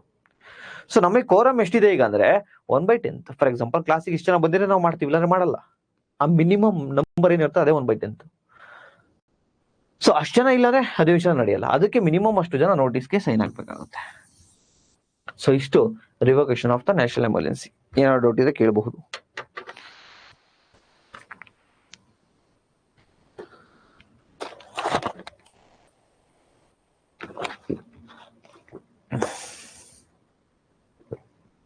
Sir, why only Lok Sabha passes a resolution for revocation of the emergency? ನೋಡಿ, ತಮಗೆ ಗೊತ್ತಿರ್ಬೋದು, ಬಹಳಷ್ಟು ಅಧಿಕಾರಗಳನ್ನ ಲೋಕಸಭೆಗೆ ಕೊಟ್ಟಿರೋದು. ಯಾಕೆ ಕೊಟ್ಟಿದೀವಿ ಅಂದ್ರೆ, ನಂಬರ್ 1, ಲೋಕಸಭೆಯಲ್ಲಿ ಇರ್ತಕ್ಕಂಥವ್ರು ಡೈರೆಕ್ಟ್ ಎಲೆಕ್ಷನ್, ನೇರ ಚುನಾವಣೆ ಮೂಲಕ ಜನರಿಂದ ಆಗಿ ಹೋಗಿರ್ತಾರೆ. ಸೊ ಅವ್ರಿಗೆ ಗೊತ್ತಿರುತ್ತೆ ಜನರ ಕಷ್ಟಗಳೇನು, ಜನರಿಗೆ ಯಾವ್ದಕ್ಕೆ ಸ್ಪಂದಿಸ್ಬೋದು, ಸ್ಪಂದಿಸಬಾರ್ದು ಅಂತ. ಬಟ್ ರಾಜ್ಯಸಭೆ ಹಾಗಾಗಿರಲ್ಲ, ಅದು ಎಲ್ಡರ್ಸ್ ಅದನ್ನ ಅಷ್ಟೇ. ಮತ್ತೆ ಲೋಕಸಭೆ ಅಂತಕ್ಕಂಥದ್ದು ಯೂಶಲಿ ರೂಲಿಂಗ್ ಪಾರ್ಟಿ ಅವರೇ ಮೆಜಾರಿಟಿ ಅಲ್ವಾ? ಅವ್ರ ಮೆಜಾರಿಟಿ ಇದ್ರೆ ತಾನೆ, ಅಂದ್ರೆ ಆಡಳಿತ ಪಕ್ಷ ಏನಿರುತ್ತಲ್ವಾ ಅವ್ರ ಮೆಜಾರಿಟಿ ಇರ್ಬೇಕು ತಾನೆ. ನಂಬರ್ 2, ಸೊ ಈ ಎರಡು. ನಂಬರ್ 3 ಇನ್ನೂ ಒಂದಿದೆ, ಏನು? Members of parliament or government ಅಲ್ಲಿ ಇರ್ತಕ್ಕಂಥ ಸಚಿವರು ಇರ್ತಾರೆ, ಮಿನಿಸ್ಟರ್ಸ್ ಇರ್ತಾರೆ, collectively responsible for Lok Sabha only. ಲೋಕಸಭೆಗೆ ಮಾತ್ರ ಅಲ್ಲಿರ್ತಕ್ಕಂಥ ಮಿನಿಸ್ಟರ್ ಅಥವಾ ಅಲ್ಲಿರ್ತಕ್ಕಂಥ ಸದಸ್ಯರು ರೆಸ್ಪಾನ್ಸಿಬಲ್ ಆಗಿರ್ತಾರೆ, ಜವಾಬ್ದಾರರಾಗಿರ್ತಾರೆ. ಸೊ ಈ 3 ಕಾರಣದಿಂದಾಗಿ ಲೋಕಸಭೆ ಪಾಸ್ ಮಾಡಿದ್ರೆ ಸಾಕು, ರಾಜ್ಯಸಭೆಯ ಅವಶ್ಯಕತೆ ಏನ್ ಇರಲ್ಲ.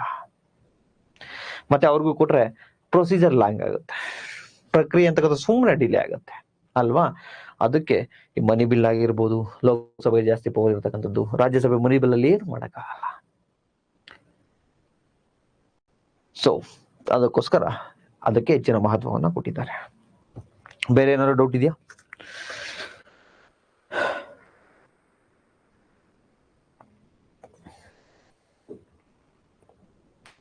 ಎಸ್, ಕ್ಲಿಯರ್ ಅಲ್ವಾ? Very good. ದೆನ್ ನಮ್ಮ ಕಾನ್ಸ್ಟಿಟ್ಯೂಷನ್ ಏನ್ ಹೇಳುತ್ತೆ, ರಿಯಲ್ ಕಾನ್ಸ್ಟಿಟ್ಯೂಷನ್ ಅಂತ ಹೇಳಿ ನೋಡ್ತಾ ಹೋಗೋಣ. ಎಸ್, ಆರ್ಟಿಕಲ್ 352, 353 ಇದು ಬೇರಾಗ್ ರಿಯಲ್ ಕಾನ್ಸ್ಟಿಟ್ಯೂಷನ್. ಅದನ್ನ ಒಂದ್ಸರ್ತಿ ನೋಡ್ತಾ ಹೋಗೋಣ. Effects of proclamation of emergency, article 353. ಈ ತುರ್ತು ಪರಿಸ್ಥಿತಿಯಿಂದ ಆಗ್ತಕ್ಕಂಥ ಪರಿಣಾಮಗಳು. ಕನ್ನಡ ಮೀಡಿಯಂ ಸ್ಟೂಡೆಂಟ್ಸ್, ತುರ್ತು ಪರಿಸ್ಥಿತಿಯಿಂದ ಆಗ್ತಕ್ಕಂಥ ಪರಿಣಾಮಗಳು. ನಾವಿಲ್ಲಿ ತುರ್ತು ಪರಿಸ್ಥಿತಿಯಿಂದ ಆಗ್ತಕ್ಕಂಥ ಪರಿಣಾಮಗಳನ್ನ 3 ಆಧಾರದಲ್ಲಿ ನೋಡ್ತಾ ಹೋಗ್ತೀವಿ. ಒಂದು, effects of proclamation of emergency on centre and state relations. Centre state relations ಅಂದ್ರೆ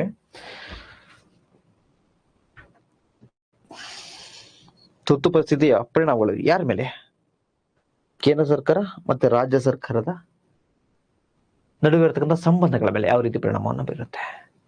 next, effects on duration of Lok Sabha, effects on life of Lok Sabha and legislative assembly or state legislature. ನಮ್ಮ ಲೋಕಸಭೆ ಮತ್ತೆ ರಾಜ್ಯ ಶಾಸಕಾಂಗ ಮೇಲಿನ ಪರಿಣಾಮ ಯಾವ ರೀತಿ ಆಗತ್ತೆ? ಎರಡನೇದಾಗಿ, ಸೊ ಅದನ್ನು ಹೊರತುಪಡಿಸಿದ್ರೆ ಎಫೆಕ್ಟ್ಸ್ ಆನ್ ಫಂಡಮೆಂಟಲ್ ರೈಟ್ಸ್, ಮೂಲಭೂತ ಹಕ್ಕುಗಳ ಮೇಲೆ ಯಾವ ರೀತಿ ಪರಿಣಾಮವನ್ನು ಬೀರುತ್ತೆ. ಈ ಮೂರು ಎಫೆಕ್ಟ್ಸ್ ಅನ್ನ ನಾವು ನೋಡ್ತಾ ಹೋಗ್ತೀವಿ. ಸೊ ಅದನ್ನ ಹೇಳ್ತಕ್ಕಂಥ ಆರ್ಟಿಕಲ್ ಯಾವುದು ಅಂದ್ರೆ ಆರ್ಟಿಕಲ್ 353 ವಿಧಿ 353. While the proclamation of the emergency is operation, ಯಾವಾಗ ತುರ್ತು ಪರಿಸ್ಥಿತಿ ಜಾರಿ ಇರುತ್ತೋ ಅವಾಗ not with standing anything in this constitution the executive power of the union shall be extended, executive power of the union shall be extended, giving the directions to any state as the manner in which executive power of therefore is to be exercised. ನಮ್ಮ ರಾಜ್ಯ ಮತ್ತೆ ಕೇಂದ್ರಗಳ ನಡುವಿನ ಸಂಬಂಧವನ್ನು ನೋಡ್ತಾ ಹೋದ್ರೆ usually normal ಟೈಮಲ್ಲಿ ಏನ್ ಮಾಡುತ್ತೆ, ಈಗ ನ್ಯಾಷನಲ್ ಎಮರ್ಜೆನ್ಸಿ ಇಲ್ಲದೆ ಇರ್ತಕ್ಕಂಥ ಟೈಮಲ್ಲಿ ಸೆಂಟ್ರಲ್ ಗೌರ್ಮೆಂಟ್ ಒಂದಷ್ಟು ಡೈರೆಕ್ಷನ್ಸ್, ಒಂದಷ್ಟು ನಿರ್ದೇಶನವನ್ನ ಮಾಡುತ್ತೆ. ನೀವು ಸ್ಟೇಟ್ ಹಂಗ್ ಮಾಡಿ ಹಿಂಗ್ ಮಾಡಿ ಒಂದಷ್ಟು ನಿರ್ದೇಶನ ಮಾಡುತ್ತೆ, but limited power. Because union list ಅಂದ್ರೆ ಕೇಂದ್ರ ಪಟ್ಟಿಯಲ್ಲಿ ಏನ್ ಬರ್ತಾವಲ್ವಾ ಅದನ್ನ ಮಾತ್ರ ನೋಡ್ಕೊಳ್ಳುತ್ತೆ ಸೆಂಟ್ರಲ್ ಗೌರ್ಮೆಂಟ್. ಈ ಡಿಫೆನ್ಸು, ಭದ್ರತೆ, ಎಕ್ಸ್ಟರ್ನಲ್ ಅಫೇರ್ಸ್, ಬಾಹ್ಯ ಘಟನೆಗಳು, ಯುದ್ಧ, ವಾರ್, ಸಿಟಿಜನ್ಶಿಪ್, ಪೌರತ್ವ, ಕಮ್ಯುನಿಕೇಶನ್, ಸಂವಹನ, ಕರೆನ್ಸಿ, ನಮ್ಮ ಹಣಕಾಸು ವ್ಯವಸ್ಥೆ, ಬ್ಯಾಂಕಿಂಗ್, ಇವೆಲ್ಲ ಸೆಂಟ್ರಲ್ ಗೌರ್ಮೆಂಟ್ ನೋಡ್ಕೊಳ್ಳುತ್ತೆ. ಇಟ್ ಮೀನ್ಸ್ ಇವೆಲ್ಲ ಯೂನಿಯನ್ ಲಿಸ್ಟಿಗೆ ಸೇರ್ಕೊಳ್ಳುತ್ತೆ. ಬಟ್ ಸ್ಟೇಟ್ ಲಿಸ್ಟಿಗೆ ಸೇರ್ಕೊಳ್ತಕ್ಕಂಥದ್ದನ್ನೆಲ್ಲ ಸ್ಟೇಟ್ ನೋಡ್ಕೊಳ್ಳುತ್ತೆ. ಬಟ್ ಸಾಮಾನ್ಯವಾಗಿ ಒಂದಷ್ಟು ಸಜೆಷನ್ ಅನ್ನ ಕೊಡುತ್ತೆ, ಒಂದಷ್ಟು ಡೈರೆಕ್ಷನ್, ನಿರ್ದೇಶನವನ್ನ ಕೊಡುತ್ತೆ. ಆದ್ರೆ ನ್ಯಾಷನಲ್ ಎಮರ್ಜೆನ್ಸಿ ಇರ್ತಕ್ಕಂತಹ ಟೈಮಲ್ಲಿ ಸೆಂಟ್ರಲ್ ಗೌರ್ಮೆಂಟ್ ಏನ್ ಮಾಡುತ್ತೆ, executive power of the union shall be extended to the state. ಕೇಂದ್ರದಲ್ಲಿರ್ತಕ್ಕಂತಹ ಕಾರ್ಯಾಂಗದ ಅಧಿಕಾರಗಳು ವಿಸ್ತರಿಸ್ತವೆ. ಕಾರ್ಯಾಂಗೀಯ ಅಧಿಕಾರಗಳನ್ನ ಕೇಂದ್ರ ಸರ್ಕಾರದಲ್ಲಿರ್ತಕ್ಕಂಥ ರಾಜ್ಯಪಟ್ಟಿಗಳ ಮೇಲೆ ವಿಸ್ತರಿಸುತ್ತೆ. ರಾಜ್ಯಗಳಿಗೆ ಎಲ್ಲಾದ್ರ ಮೇಲೂ ನಿರ್ದೇಶನವನ್ನ ಕೊಡ್ತಾರೆ, ಎಲ್ಲಾದ್ರ ಮೇಲೂ ಡೈರೆಕ್ಷನ್ ಅನ್ನ ಕೊಡ್ತಾ ಹೋಗ್ತಾರೆ. ನೀನ್ ಅದ್ ಮಾಡು, ಇದ್ ಮಾಡಿ, ಇದ್ ಮಾಡು. ಇಟ್ ಮೀನ್ಸ್ ಕಂಪ್ಲೀಟ್ ಆಗಿ ಫೆಡರಲ್ ಫೀಚರ್ ಇರೋದು ಯೂನಿಟರಿ ಫೀಚರ್ ಆಗುತ್ತೆ. ಸಂಯುಕ್ತ ವ್ಯವಸ್ಥೆ ಇರ್ತಕ್ಕಂಥದ್ದು ಒಕ್ಕೂಟ ವ್ಯವಸ್ಥೆ, ಏಕೀಕೃತ ವ್ಯವಸ್ಥೆ ಆಗುತ್ತೆ. ಅಂದ್ರೆ ಸೆಂಟರ್ ಫುಲ್ ಕಂಟ್ರೋಲ್ ಮಾಡ್ಕೊಳುತ್ತೆ ರಾಜ್ಯದ ಕಾರ್ಯಾಂಗದ ಮೇಲೆ. Number 1. Number 2,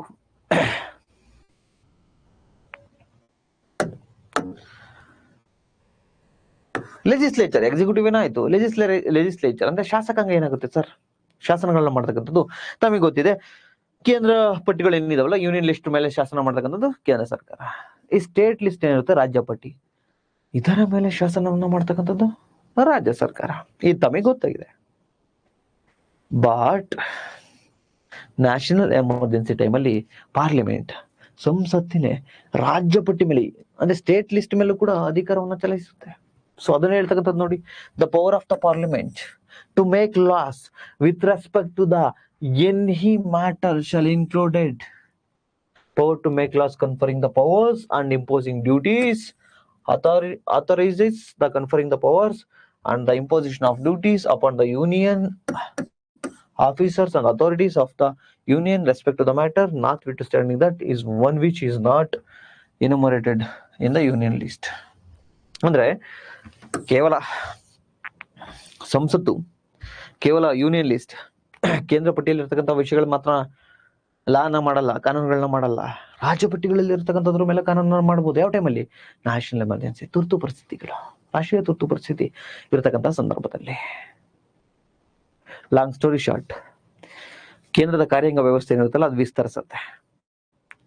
executive power of union shall be extended to the state. ರಾಜ್ಯಗಳಿಗೋಸ್ಕರ ಅದು ವಿಸ್ತರಿಸುತ್ತೆ. ಹಲವಾರು ಡೈರೆಕ್ಷನ್ಸ್, ನಿರ್ದೇಶನವನ್ನ ಕೊಡ್ತಾ ಹೋಗುತ್ತೆ. ಅದೇ ಎಕ್ಸಿಕ್ಯೂಟಿವ್. ಅದೇ ಲೆಜಿಸ್ಲೇಚರಿಗೆ ಬಂದ್ರೆ ಪಾರ್ಲಿಮೆಂಟೇ ಕಾನೂನುಗಳನ್ನ ಮಾಡ್ತಕ್ಕಂಥದ್ದು. ಬಟ್ ಸೆಂಟರ್ ಎಕ್ಸಿಕ್ಯೂಟಿವ್ ಮಾಡ್ತಾ ಇರುತ್ತೆ ಸರ್, ಪಾರ್ಲಿಮೆಂಟ್ ಸಂಸತ್ನ ಇನ್ನೇನು ಕಾನೂನುಗಳನ್ನ ಮಾಡ್ತಾ ಇರುತ್ತೆ ಸರ್. ಮತ್ತೆ ಯಾಕೆ ಬೇಕು ಸರ್ ರಾಜ್ಯ ಶಾಸಕಾಂಗ, ಯಾಕೆ ಬೇಕು ಸ್ಟೇಟ್ ಲೆಜಿಸ್ಲೇಚರ್, ಯಾಕೆ ಬೇಕು ಸರ್? ಹಂಗಂತ ಸ್ಟೇಟ್ ಲೆಜಿಸ್ಲೇಚರ್ ಏನಾದ್ರು ಸಸ್ಪೆಂಡ್ ಆಗುತ್ತಾ? ನೋ. ರಾಜ್ಯ ಶಾಸಕಾಂಗವೂ ಇರುತ್ತೆ, ರಾಜ್ಯ ಎಕ್ಸಿಕ್ಯೂಟಿವ್, ರಾಜ್ಯದ ಒಂದು ಕಾರ್ಯಾಂಗವೂ ಇರುತ್ತೆ, ಎಲ್ಲವೂ ಇರುತ್ತೆ. ಸ್ಟೇಟ್ ಗೌರ್ಮೆಂಟ್ ಇದ್ದೇ ಇರುತ್ತೆ. ಬಟ್ ಕಂಪ್ಲೀಟ್ ಕಂಟ್ರೋಲ್ ಯಾರ್ದಿರುತ್ತೆ? ಸಂಸತ್, ಸೆಂಟ್ರಲ್ ಗೌರ್ಮೆಂಟ್ ಇರುತ್ತೆ. ನೆಕ್ಸ್ಟ್ ಇನ್ನೇನ್ ಹೇಳುತ್ತೆ ಆರ್ಟಿಕಲ್ 353,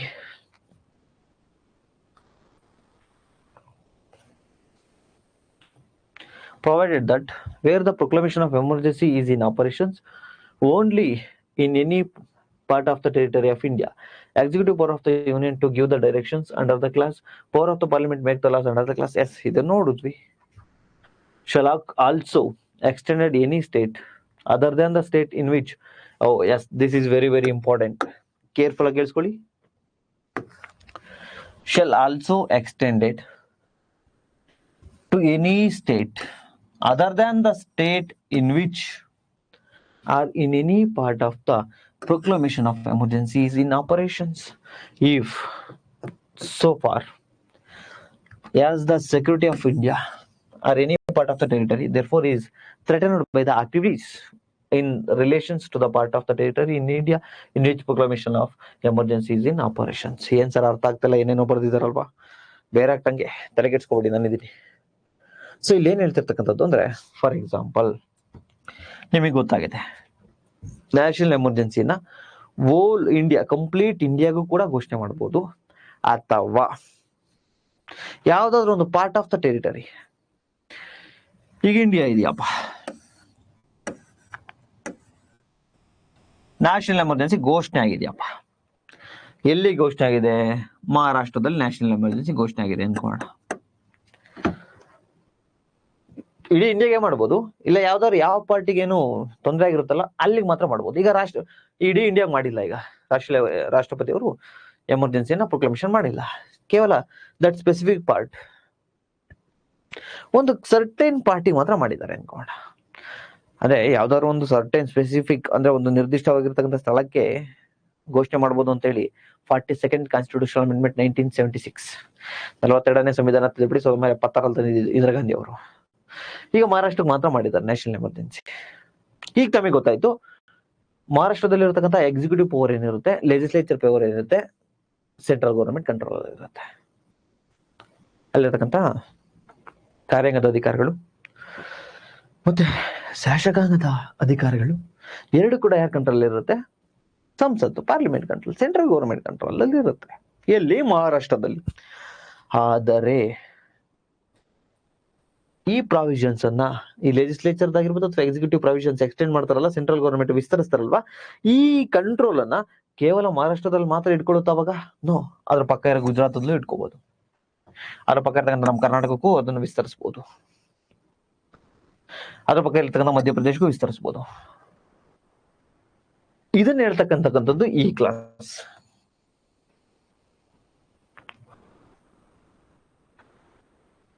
ಓಕೆ, ನೆಕ್ಸ್ಟ್ ಈಗ ನೋಡಿದ್ವಿ ಎಕ್ಸಿಕ್ಯೂಟಿವ್ ಕಾರ್ಯಾಂಗದ ಅಧಿಕಾರ ಏನಾದ್ವು, ಲೆಜಿಸ್ಲೇಚರ್ ಶಾಸಕಾಂಗದ ಅಧಿಕಾರ ಏನಾದ್ವು ಅಂತ. ಈಗ ಫಿನಾನ್ಷಿಯಲ್ ಯಾವ ರೀತಿ ಕಂಟ್ರೋಲ್ ಮಾಡುತ್ತೆ ಅಂತ ನೋಡ್ತಾ ಹೋಗೋಣ. ಆರ್ಟಿಕಲ್ 354 ಹೇಳುತ್ತೆ ಅದನ್ನ. ಇದೇನು ಆರ್ಟಿಕಲ್ ಇಂಪಾರ್ಟೆಂಟ್ ಅಲ್ಲ, ಜಸ್ಟ್ ಕೇಳಿಸ್ಕೊಳ್ಳಿ, matter important. Application of the provisions relating to the distribution of revenues while the proclamation of the emergency in operations. Other distribution of revenues, ಆದಾಯದ ವಿತರಣೆ. ಈಗ ಕೇಂದ್ರ ಸರ್ಕಾರ ಟ್ಯಾಕ್ಸ್ ಅನ್ನ ಕಲೆಕ್ಟ್ ಮಾಡಿರುತ್ತೆ, ಫಿನಾನ್ಸ್ ಕಮಿಷನ್ ಹಣಕಾಸು ಆಯೋಗ ಎಷ್ಟು ಹೇಳುತ್ತಲ್ವ ಅಷ್ಟು ಪರ್ಸೆಂಟೇಜ್ ಅನ್ನ ಎಲ್ಲಾ ರಾಜ್ಯಗಳಿಗೂ ಕೊಡ್ತಾ ಹೋಗ್ಬೇಕು. ನ್ಯಾಷನಲ್ ಎಮರ್ಜೆನ್ಸಿ ಇದ್ದಾಗ ಈ ರೀತಿ ಹಣಕಾಸು ಫೈನಾನ್ಷಿಯಲ್ ಮ್ಯಾಟರ್ ಏನಾಗುತ್ತೆ ಅಂತಕ್ಕಂಥದ್ದು ಮ್ಯಾಟರ್ ಇಲ್ಲಿ. ಸೊ ಏನಾಗುತ್ತೆ ಅಂದ್ರೆ, ದ ಪ್ರೆಸಿಡೆಂಟ್, ಇದು ಇಂಪಾರ್ಟೆಂಟ್, ಈ word important, the president, confusion ಅನ್ನ ಮಾಡ್ಲಿಕ್ಕೆ the parliament, the central government ಅಂತ ಯೂಸ್ ಮಾಡ್ತಾರೆ word. The president May by the proclamation of the emergency in the operations by order direct that all or any of the provisions article 3 268 and 279 shall for such period not extending any cases behind the expiration of the financial year in this is a very important word of the financial year in which such proclamation ceases to operate as may be specified in order have effect subject to such exceptions modified e things forfeit. Every order made under this clause shall soon may be after its may be laid before the houses of the parliament. Long story short, national emergency ಇದೆ.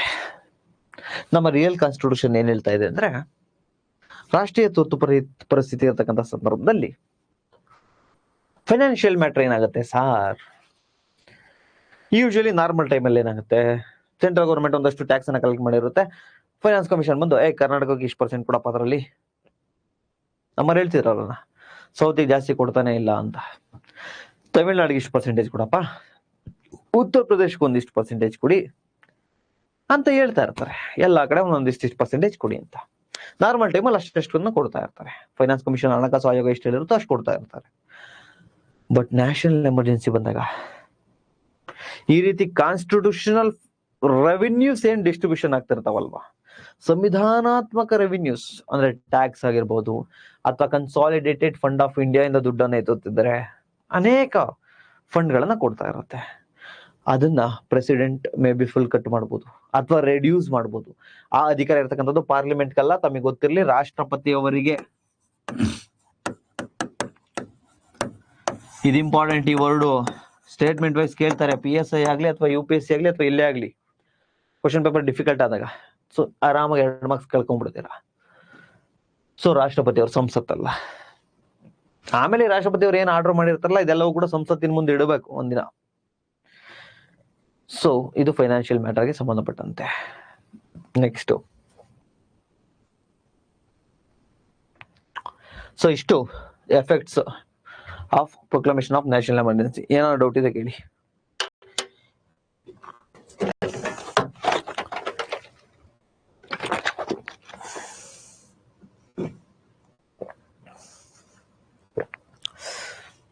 ಮತ್ತೆ ಇನ್ನೊಂದು ವಿಚಾರ ಹೇಳ್ಕೊಡ್ಬೇಕು ನಿಮ್ಗೆ. ಇಲ್ಲಿಗೆ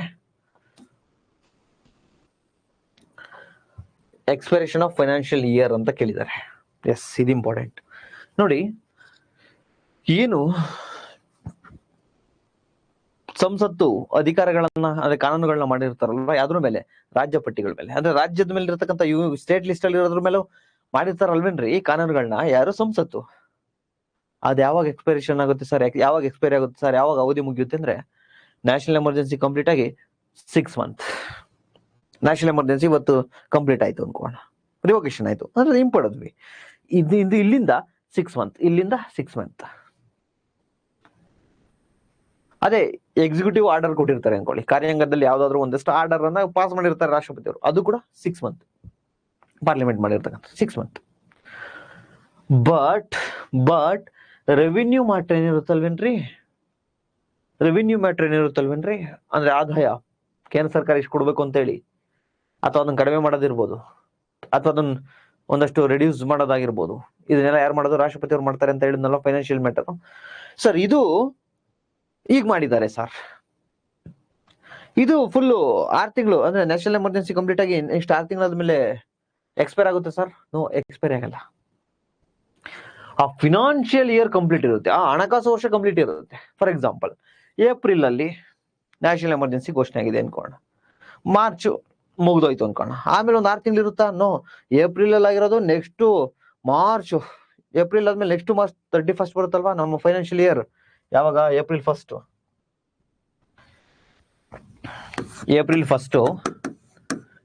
financial year next 31st March. ಇದು ನಮ್ಮ ಹಣಕಾಸು ವರ್ಷ ಅಲ್ವೇನ್ರಿ? ಈ ವರ್ಷ ಏಪ್ರಿಲ್ ಅಲ್ಲಿ ನಮ್ದು ಶುರುವಾದ್ರೆ 12 ತಿಂಗಳು, ನೆಕ್ಸ್ಟ್ ವರ್ಷ ಮಾರ್ಚ್ 31st ಎಂಡ್ ಆಗುತ್ತಲ್ವೇನ್ರಿ?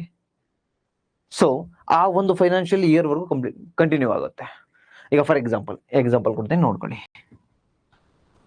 ನೋಡ್ರಿ, ನ್ಯಾಷನಲ್ ಎಮರ್ಜೆನ್ಸಿ ಯಾವಾಗ ಘೋಷಣೆ ಆಯ್ತು? ರಾಷ್ಟ್ರೀಯ ತುರ್ತು ಪರಿಸ್ಥಿತಿ ಮೇಲ್ ಘೋಷಣೆ ಆಗಿದೆ ಅನ್ಕೋಣ, ಮೇ ಅಲ್ಲಿ ಘೋಷಣೆ ಆಗಿದೆ.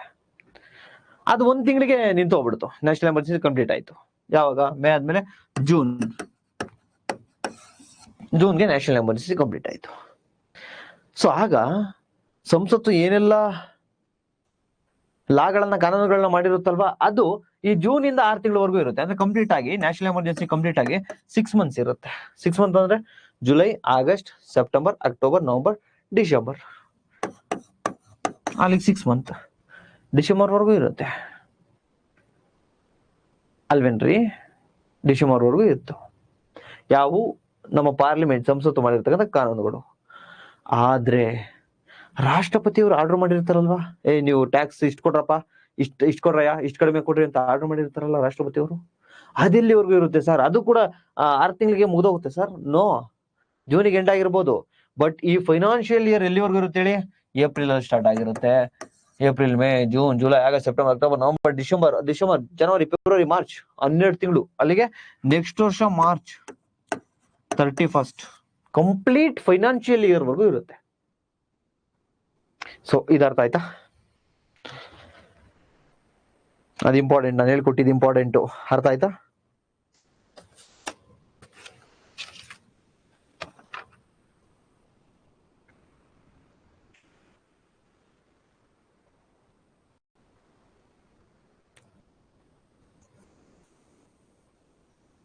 S, very good.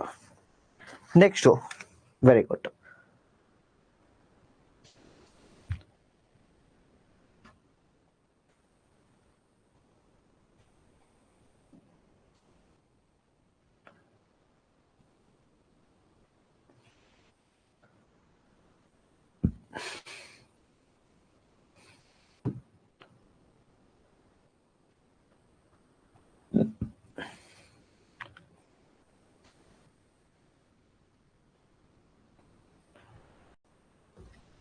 ಇಲ್ಲಿಲ್ಲ.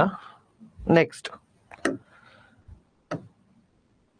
Effects on life of Lok Sabha and legislative assembly. ಅಂದ್ರೆ ಲೋಕಸಭೆ ಏನಾಗುತ್ತೆ ಸರ್, ಅಥವಾ ರಾಜ್ಯದಲ್ಲಿರ್ತಕ್ಕಂತಹ ಅಸೆಂಬ್ಲಿಗಳು, ಸ್ಟೇಟ್ ಲೆಜಿಸ್ಲೇಟಿವ್ ಅಸೆಂಬ್ಲಿ, ರಾಜ್ಯ ಶಾಸಕಾಂಗ ಏನಾಗುತ್ತೆ ನ್ಯಾಷನಲ್ ಎಮರ್ಜೆನ್ಸಿ ಇರ್ತಕ್ಕಂಥ ಸಂದರ್ಭದಲ್ಲಿ? ಲೋಕಸಭೆ ಏನಾಗುತ್ತೆ ನೋಡಿ. ಲೋಕಸಭೆ ಯೂಶಲಿ ಟರ್ಮ್ ಎಷ್ಟು ವರ್ಷ? 5 ವರ್ಷ ಅಲ್ವೇನ್ರಿ? ನಿಮ್ PM ಎಷ್ಟು ವರ್ಷ ರೀ? 5. ಆನರಬಲ್ ಪ್ರೈಮ್ ಮಿನಿಸ್ಟರ್ 5 ವರ್ಷ. ಬಟ್ ನ್ಯಾಷನಲ್ ಎಮರ್ಜೆನ್ಸಿ ಇದೆ ಅಂದಾಗ ಎಲೆಕ್ಷನ್ ಮಾಡಿ 5 ವರ್ಷ ಮುಗಿದ್ರು ಕೂಡ ಎಲೆಕ್ಷನ್ ಮಾಡಿ ಬೇರೆ PM ನ ಸೆಲೆಕ್ಟ್ ಮಾಡ್ಲಿಕ್ಕೆ ಟೈಮ್ ಇರುತ್ತಾ? ಯುದ್ಧ ನಡೀತಾ ಇದೆ, ಎಲೆಕ್ಷನ್ ಮಾಡಕ್ಕಾಗತ್ತಾ? ನೋ. ಸೊ ಈ ಲೋಕಸಭೆ ಏನಾಗುತ್ತೆ? ಎಕ್ಸ್ಟೆಂಡ್ ಆಗುತ್ತೆ, ವಿಸ್ತರಣೆ ಆಗುತ್ತೆ. 5 ವರ್ಷ ಮುಗಿದ್ರು ಕೂಡ ಆ ಟರ್ಮ್ ಏನಾಗುತ್ತೆ? ಎಕ್ಸ್ಟೆಂಡ್ ಆಗುತ್ತೆ. ಸರ್ ಎಷ್ಟು ವರ್ಷದವರೆಗೂ ಎಕ್ಸ್ಟೆಂಡ್ ಆಗುತ್ತೆ ಸರ್? ಈ ಇಂಡೆಫಿನೆಟ್ ಪೀರಿಯಡ್, ಎಲ್ಲಿವರೆಗೂ ಬೇಕಾದ್ರೂ ಆಗ್ಬೋದು. ಮ್ಯಾಕ್ಸಿಮಮ್ ಎಷ್ಟು ವರ್ಷ ಆಗ್ಬೋದು? ಇಂಡೆಫಿನೆಟ್ ಪೀರಿಯಡ್, ಅನಿರ್ದಿಷ್ಟಾವಧಿ, ಎಲ್ಲಿವರೆಗೂ ಬೇಕಾದ್ರೂ ಎಕ್ಸ್ಟೆಂಡ್ ಆಗ್ಬೋದು. ಇಂದಿರಾ ಗಾಂಧಿ ಅವರಿದ್ದಾಗ, ಶ್ರೀಮತಿ ಇಂದಿರಾ ಗಾಂಧಿ ಅವರಿದ್ದಾಗ ಏನಾಗುತ್ತೆ ಗೊತ್ತಾ? ಒಂದ್ಸತಿ ನ್ಯಾಷನಲ್ ಎಮರ್ಜೆನ್ಸಿ ಘೋಷಣೆ ಆಗಿದ್ರೆ ಲೋಕಸಭೆ ಎಲ್ಲಿವರೆಗೂ ಬೇಕಾದ್ರೂ ಎಕ್ಸ್ಟೆಂಡ್ ಆಗ್ಬೋದಿತ್ತು. But 44th constitutional amendment act ಇದಕ್ಕೂ ಒಂದು ಪ್ರಾವಿಷನ್ ತಂತು. ಏನ್ ಆ ಪ್ರಾವಿಷನ್ಸ್ ಅಂದ್ರೆ, ಪಾರ್ಲಿಮೆಂಟ್ ಅನುಮತಿ ಪಡ್ಕೋಬೇಕು, ಸ್ಟೇಟ್ ಗೌರ್ಮೆಂಟ್ ಎಕ್ಸ್ಟೆಂಡ್ ಆಗ್ಬೇಕು ಅಂದ್ರೆ ಅಟ್ ಎ ಟೈಮ್ ಒಂದ್ ಸರ್ತಿಗೆ 1 year ಎಕ್ಸ್ಟೆಂಡ್ ಆಗುತ್ತೆ. ಫಾರ್ ಎಕ್ಸಾಂಪಲ್, ಇವತ್ತು ಯುದ್ಧ ಸ್ಟಾರ್ಟ್ ಆಗಿದೆ, ಇವತ್ತು ಪ್ರೊಕ್ಲಮೇಷನ್ ಸೈನ್ ಹಾಕಿ ಘೋಷಣೆ ಆಯ್ತು, ಪಾರ್ಲಿಮೆಂಟ್ ಕೂಡ ಅಪ್ರೂವ್ ಮಾಡ್ತು. ಈಗ ಲೋಕಸಭೆ ಇಲ್ಲಿವರೆಗೂ ಎಕ್ಸ್ಟೆಂಡ್ ಆಗುತ್ತೆ, 5 ವರ್ಷ ಮುಗಿದಿದೆ ಅನ್ಕೋಣ, 1 ವರ್ಷ ಎಕ್ಸ್ಟೆಂಡ್ ಆಗುತ್ತೆ at A time. Next year ಮತ್ತೆ ಪಾರ್ಲಿಮೆಂಟ್ ಅಪ್ರೂವಲ್ ತಗೋಬೇಕು. Next 1 year, next 1 year, at A time 1 ವರ್ಷ. ಒಂದು ಬಾರಿಗೆ 1 ವರ್ಷದಂತೆ ವಿಸ್ತರಿಸ್ತಾ ಹೋಗುತ್ತೆ. ಎಲ್ಲಿವರೆಗೂ ಬೇಕಾದ್ರೂ ವಿಸ್ತರಿಸಬಹುದು. ಬಟ್ ಅಟ್ ಎ ಟೈಮ್ ಎಷ್ಟು? 1 ವರ್ಷ ಅಷ್ಟೇ. ಆಮೇಲೆ 10 ವರ್ಷ ಮಾಡ್ಕೊಳಂಗಿಲ್ಲ. ಅಟ್ ಎ ಟೈಮ್ ಒಂದು ಬಾರಿಗೆ 1 ವರ್ಷ. ಇದು ಬಂದಿದ್ದು ಯಾವಾಗ? 44th ಕಾನ್ಸ್ಟಿಟ್ಯೂಷನಲ್ ಅಮೆಂಡ್ಮೆಂಟ್ ಆಕ್ಟ್, 44ನೇ ಸಂವಿಧಾನ ತಿದ್ದುಪಡಿ ಮೂಲಕ. ನಂತರ ಇಲ್ಲಿಗೆ ಬರೋಣ ಸರ್. ಈಗ ಫಾರ್ ಎಕ್ಸಾಂಪಲ್ ಕರ್ನಾಟಕಕ್ಕೆ ಮಾತ್ರ ನ್ಯಾಷನಲ್ ಎಮರ್ಜೆನ್ಸಿ, ರಾಷ್ಟ್ರೀಯ ತುರ್ತು ಪರಿಸ್ಥಿತಿ ಘೋಷಣೆ ಮಾಡಿದ್ದಾರೆ ಅನ್ಕೋಣ. ಮತ್ ನಮ್ಮ ವಿಧಾನಸಭೆ ಏನಾಗುತ್ತೆ ಸರ್? ಕ್ಯಾನ್ಸಲ್ ಆಗ್ಬಿಡುತ್ತಾ? ವಿಧಾನಸಭೆ ಏನಾಗುತ್ತೆ ಸರ್ ಅಂತ ಕೇಳಿದ್ರೆ, ಇಲ್ಲಿರ್ತಕ್ಕಂಥ ರಾಜ್ಯ ಶಾಸಕಾಂಗ ಅಂತಕ್ಕಂಥದ್ದು ಇದು ಕೂಡ ಸಸ್ಪೆಂಡ್ ಆಗಲ್ಲ, ಇದು ರದ್ದಾಗಲ್ಲ. ಏನಾಗುತ್ತೆ, ಎಕ್ಸ್ಟೆಂಡ್ ಆಗುತ್ತೆ. Extend by law passed by the parliament. ಸಂವಿಧಾನದಲ್ಲಿರ್ತಕ್ಕಂಥ ಸಂಸತ್ತು ಯಾವ್ದಾದ್ರು ಒಂದು ಕಾನೂನುಗಳನ್ನ ಪಾಸ್ ಮಾಡಿ ಅದರ ಪ್ರಕಾರ ಎಕ್ಸ್ಟೆಂಡ್ ಆಗುತ್ತೆ. ಇಲ್ಲೂ ಕೂಡ ಅಷ್ಟೇ, ಲಾ ಪಾಸ್ಡ್ ಬೈ ದ ಪಾರ್ಲಿಮೆಂಟ್. ಸಂಸತ್ತು ಒಂದು ಲಾನ ಪಾಸ್ ಮಾಡುತ್ತೆ, ಅದ್ರ ಮೂಲಕ ಎಕ್ಸ್ಟೆಂಡ್ ಆಗುತ್ತೆ. ಅಟ್ ಎ ಟೈಮ್ ಎಷ್ಟು, 1 year. ಒಂದು ಬಾರಿಗೆ 1 year. ಬೇಕಾದ್ರೆ ನೆಕ್ಸ್ಟ್ ಇಯರ್ ಈ ತರ ಮಾಡ್ಕೋಬಹುದು. ಅಟ್ ಎ ಟೈಮ್ 5 ವರ್ಷ ಮಾಡಂಗಿಲ್ಲ. ಅಟ್ ಎ ಟೈಮ್ 1 year ಮಾತ್ರ ಮಾಡ್ಬೇಕು. ಅರ್ಥ ಆಯ್ತೇನ್ರಿ? ಏನಾದ್ರು ಡೌಟ್ ಇದೆ ಕೇಳ್ರಿ.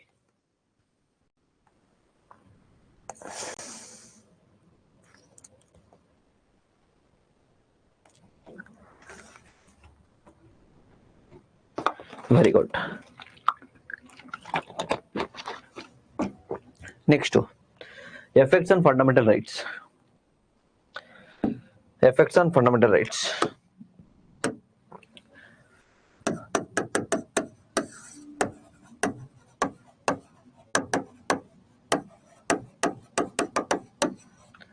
ಮೂಲಭೂತ ಹಕ್ಕುಗಳ ಮೇಲೆ ಯಾವ ರೀತಿ ಪರಿಣಾಮವನ್ನು ಬೀರುತ್ತೆ ಅಂತ ಇದು ನೆನ್ನೆ ಕ್ಲಾಸಲ್ಲೂ ಕೂಡ ಹೇಳಿದ್ದೆ.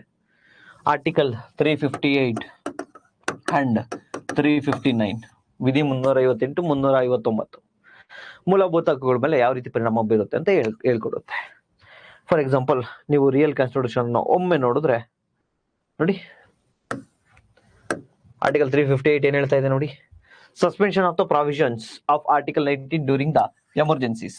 ಎಮರ್ಜೆನ್ಸಿ ಟೈಮಲ್ಲಿ ಆರ್ಟಿಕಲ್ 19 ಏನಾಗುತ್ತೆ ಅಂತ ಹೇಳಿ. While the proclamation of the emergency declaring on the security of the India or any part of the territory of the India threatened by the war or external aggressions. War or external aggressions. Nothing in Article 19 restrict the power of the state. Define the part 3 of the make the law to make the executive actions which state would, but the provisions contained in the part 3 competent to make the take or any law made shall be extended of the incompetency in case ceases to the effects as soon as proclamation ceases to be the operations except the respect things done omitted by to be done before law is ceases to effect. ಅಂದ್ರೆ article 358 ಏನ್ ಹೇಳುತ್ತೆ ಅಂದ್ರೆ ವಿಧಿ 19 ಬಗ್ಗೆ ಹೇಳುತ್ತೆ. ವಿಧಿ 19 ಏನ್ ಹೇಳುತ್ತೆ, article 19 provide 6 rights regarding to the freedom. ಸ್ವಾತಂತ್ರ್ಯಕ್ಕೆ ಸಂಬಂಧಪಟ್ಟಿರ್ತಕ್ಕಂಥ 6 ಹಕ್ಕುಗಳನ್ನ ಹೇಳ್ತಾ ಬರುತ್ತೆ. For example, freedom of speech and expression, ವಾಕ್ ಸ್ವಾತಂತ್ರ್ಯ. Freedom of form, association, assembly, movement, profess ಅಂತಾರೆ. ವಾಕ್ ಸ್ವಾತಂತ್ರ್ಯ, ಸಂಘ ಸಂಸ್ಥೆಗಳನ್ನು ಸ್ಥಾಪಿಸತಕ್ಕಂಥ ಸ್ವಾತಂತ್ರ್ಯ, ಸಭೆಯನ್ನ ಸೇರ್ತಕ್ಕಂಥ ಸ್ವಾತಂತ್ರ್ಯ, ನಮ್ಮ territory of India, throughout the territory of India movement ಅಂದ್ರೆ ಸಂಚರಿಸತಕ್ಕಂಥ ಸ್ವಾತಂತ್ರ್ಯ, ನೆಲೆಸುವ ಸ್ವಾತಂತ್ರ್ಯ, ರೆಸಿಡೆನ್ಸ್ ನೆಲೆಸುವ ಸ್ವಾತಂತ್ರ್ಯ. ನೆಕ್ಸ್ಟ್ ಪ್ರೊಫೆಷನ್, ಯಾವ್ದಾದ್ರು ವೃತ್ತಿಯನ್ನು ಅಥವಾ ಯಾವ್ದಾದ್ರು ಬಿಸ್ನೆಸ್ ಅನ್ನ, ಯಾವ್ದಾದ್ರು ಒಂದು ಟ್ರೇಡ್ ಶುರು ಮಾಡ್ತಕ್ಕಂಥ ಸ್ವಾತಂತ್ರ್ಯ ಆರ್ಟಿಕಲ್ 19 ಕೊಟ್ಟಿರ್ತಕ್ಕಂಥದ್ದು. ಸೊ ನ್ಯಾಷನಲ್ ಎಮರ್ಜೆನ್ಸಿ ಬಂದಾಗ 2 ಆಧಾರದ ಮೇಲೆ ಬರುತ್ತೆ.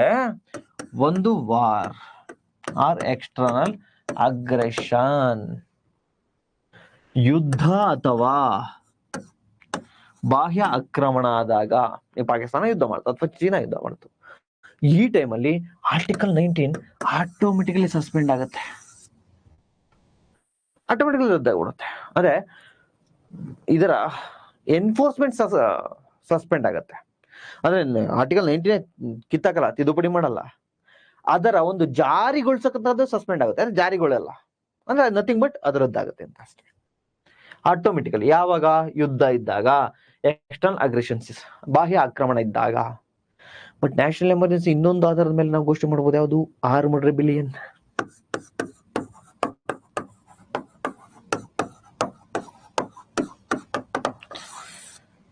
ಸೈನಿಕ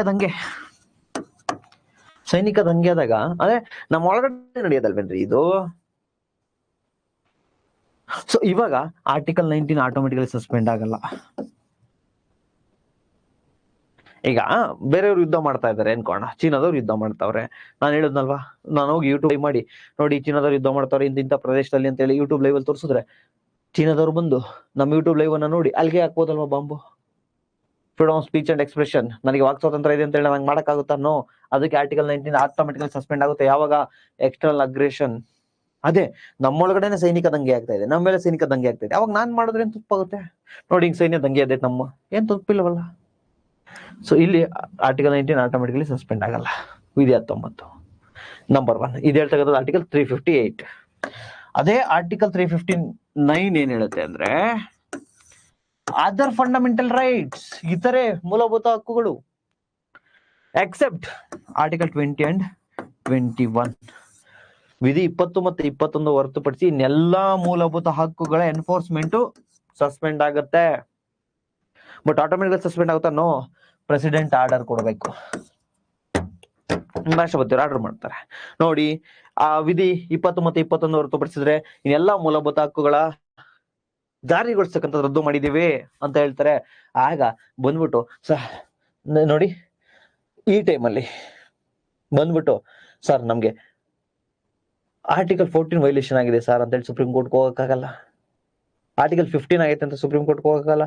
17 ಆಗಿದೆ ಸರ್ ಅಂತ ಸುಪ್ರೀಂ ಕೋರ್ಟ್ ಹೋಗಕ್ಕಾಗಲ್ಲ. ಬಿಕಾಸ್ ಎಲ್ಲ ನಿಮ್ಮ ಫಂಡಮೆಂಟಲ್ ರೈಟ್ಸ್ ಕೂಡ ಎನ್ಫೋರ್ಸ್ಮೆಂಟ್ ಸಸ್ಪೆಂಡ್ ಆಗಿರುತ್ತೆ, ರದ್ದು ಮಾಡಿರ್ತಾರೆ. ಲಾಂಗ್ ಸ್ಟೋರಿ ಶಾರ್ಟ್, ವಿಧಿ 20 ಮತ್ತೆ 21 ಹೊರತುಪಡಿಸಿರಿ ವಿಧಿ 20 ಹೇಳುತ್ತೆ, convictions of in respect of certain offences, no double jeopardy, no self incriminations, no ex post facto. ಅಂದ್ರೆ ಹಿಂದೆ ಮಾಡಿರ್ತಕ್ಕಂತಹ ಒಂದು ಕೃತ್ಯಕ್ಕೆ ಈಗಿರ್ತಕ್ಕಂತಹ ಕಾನೂನು ಅಡಿಯಲ್ಲಿ ಶಿಕ್ಷೆ ಕೊಡಬಾರದು.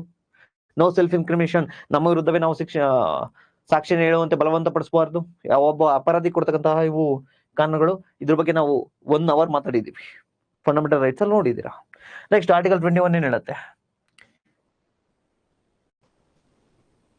Right to life and personal liberty, ಜೀವಿಸುವ ಸ್ವಾತಂತ್ರ್ಯ, ಜೀವಿಸುವ ಹಕ್ಕು ಮತ್ತೆ ವೈಯಕ್ತಿಕ ಸ್ವಾತಂತ್ರ್ಯದ ಹಕ್ಕು.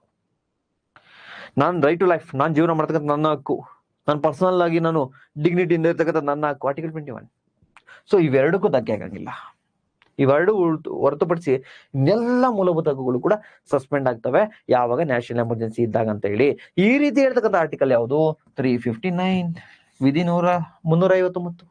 ಅದೇ ಆರ್ಟಿಕಲ್ 19 ಸಸ್ಪೆಂಡ್ ಆಗುತ್ತೆ, ವಿಧಿ 19 ಸಸ್ಪೆಂಡ್ ಆಗುತ್ತೆ ಯಾವಾಗ national emergency proclamations on the grounds of war and external aggression, ಬಾಹ್ಯಾಕ್ರಮಣ ಮತ್ತೆ ಯುದ್ಧ ಇರುತ್ತಲ್ವ, ಆಗ ಮಾತ್ರ ಆಟೋಮೆಟಿಕಲಿ ಸಸ್ಪೆಂಡ್ ಆಗುತ್ತೆ. ಬಟ್ ಆಟೋಮೆಟಿಕಲಿ ಯಾವಾಗ ಸಸ್ಪೆಂಡ್ ಆಗಲ್ಲ, ಯಾವಾಗ ರದ್ದಾಗಲ್ಲ, ಆರ್ಟಿಕಲ್ 19 ಯಾವಾಗ ಸಸ್ಪೆಂಡ್ ಆಗಲ್ಲ ಆಟೋಮೆಟಿಕಲಿ ಅಂದ್ರೆ, national emergency proclamations on the grounds of armed rebellion, ನಮ್ಮ ಸೈನಿಕ ದಂಗೆ ಒಳಗಡೆ ದಂಗೆ ಇದ್ದಾಗ 19 ಸಸ್ಪೆಂಡ್ ಆಗಲ್ಲ. ಸೊ ಇಷ್ಟು ನಿಮ್ಮ ನ್ಯಾಷನಲ್ ಎಮರ್ಜೆನ್ಸಿಯ ಬಗ್ಗೆ ಸಂಬಂಧಪಟ್ಟಿರ್ತಕ್ಕಂತಹ ಮಾಹಿತಿ, ರಾಷ್ಟ್ರೀಯ ತುರ್ತು ಪರಿಸ್ಥಿತಿಗೆ ಸಂಬಂಧಪಟ್ಟಿರ್ತಕ್ಕಂತಹ ಮಾಹಿತಿ. ನಾಳೆ ಕ್ಲಾಸಲ್ಲಿ ನಿಮ್ಗೆ ಏನ್ ಮಾಡೋಣ ಅಂದ್ರೆ, ಸ್ಟೇಟ್ ಎಮರ್ಜೆನ್ಸಿ ಅಂದ್ರೆ ಪ್ರೆಸಿಡೆಂಟ್ ರೂಲ್ ಕಂಪ್ಲೀಟ್ ಆಗಿ ನೋಡೋಣ. ಅದಾದ ನಂತರ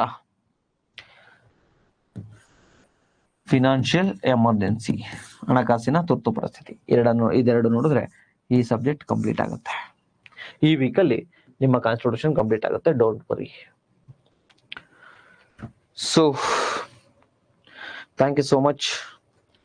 ನಾನಿನ್ನ ಓಡ್ತೀನಿ, ಸ್ವಲ್ಪ ಎಮರ್ಜೆನ್ಸಿ ಕೆಲಸ ಇದೆ. ಸಿಗೋಣ. ಐ ಥಿಂಕ್ ಏನು ಡೌಟ್ ಇಲ್ಲ ಅನ್ಸುತ್ತೆ.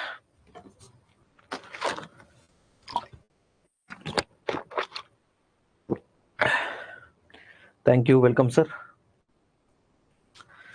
Thank you, welcome ma'am.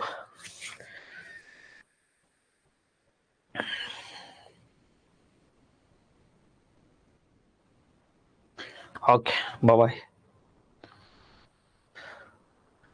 ಎಷ್ಟು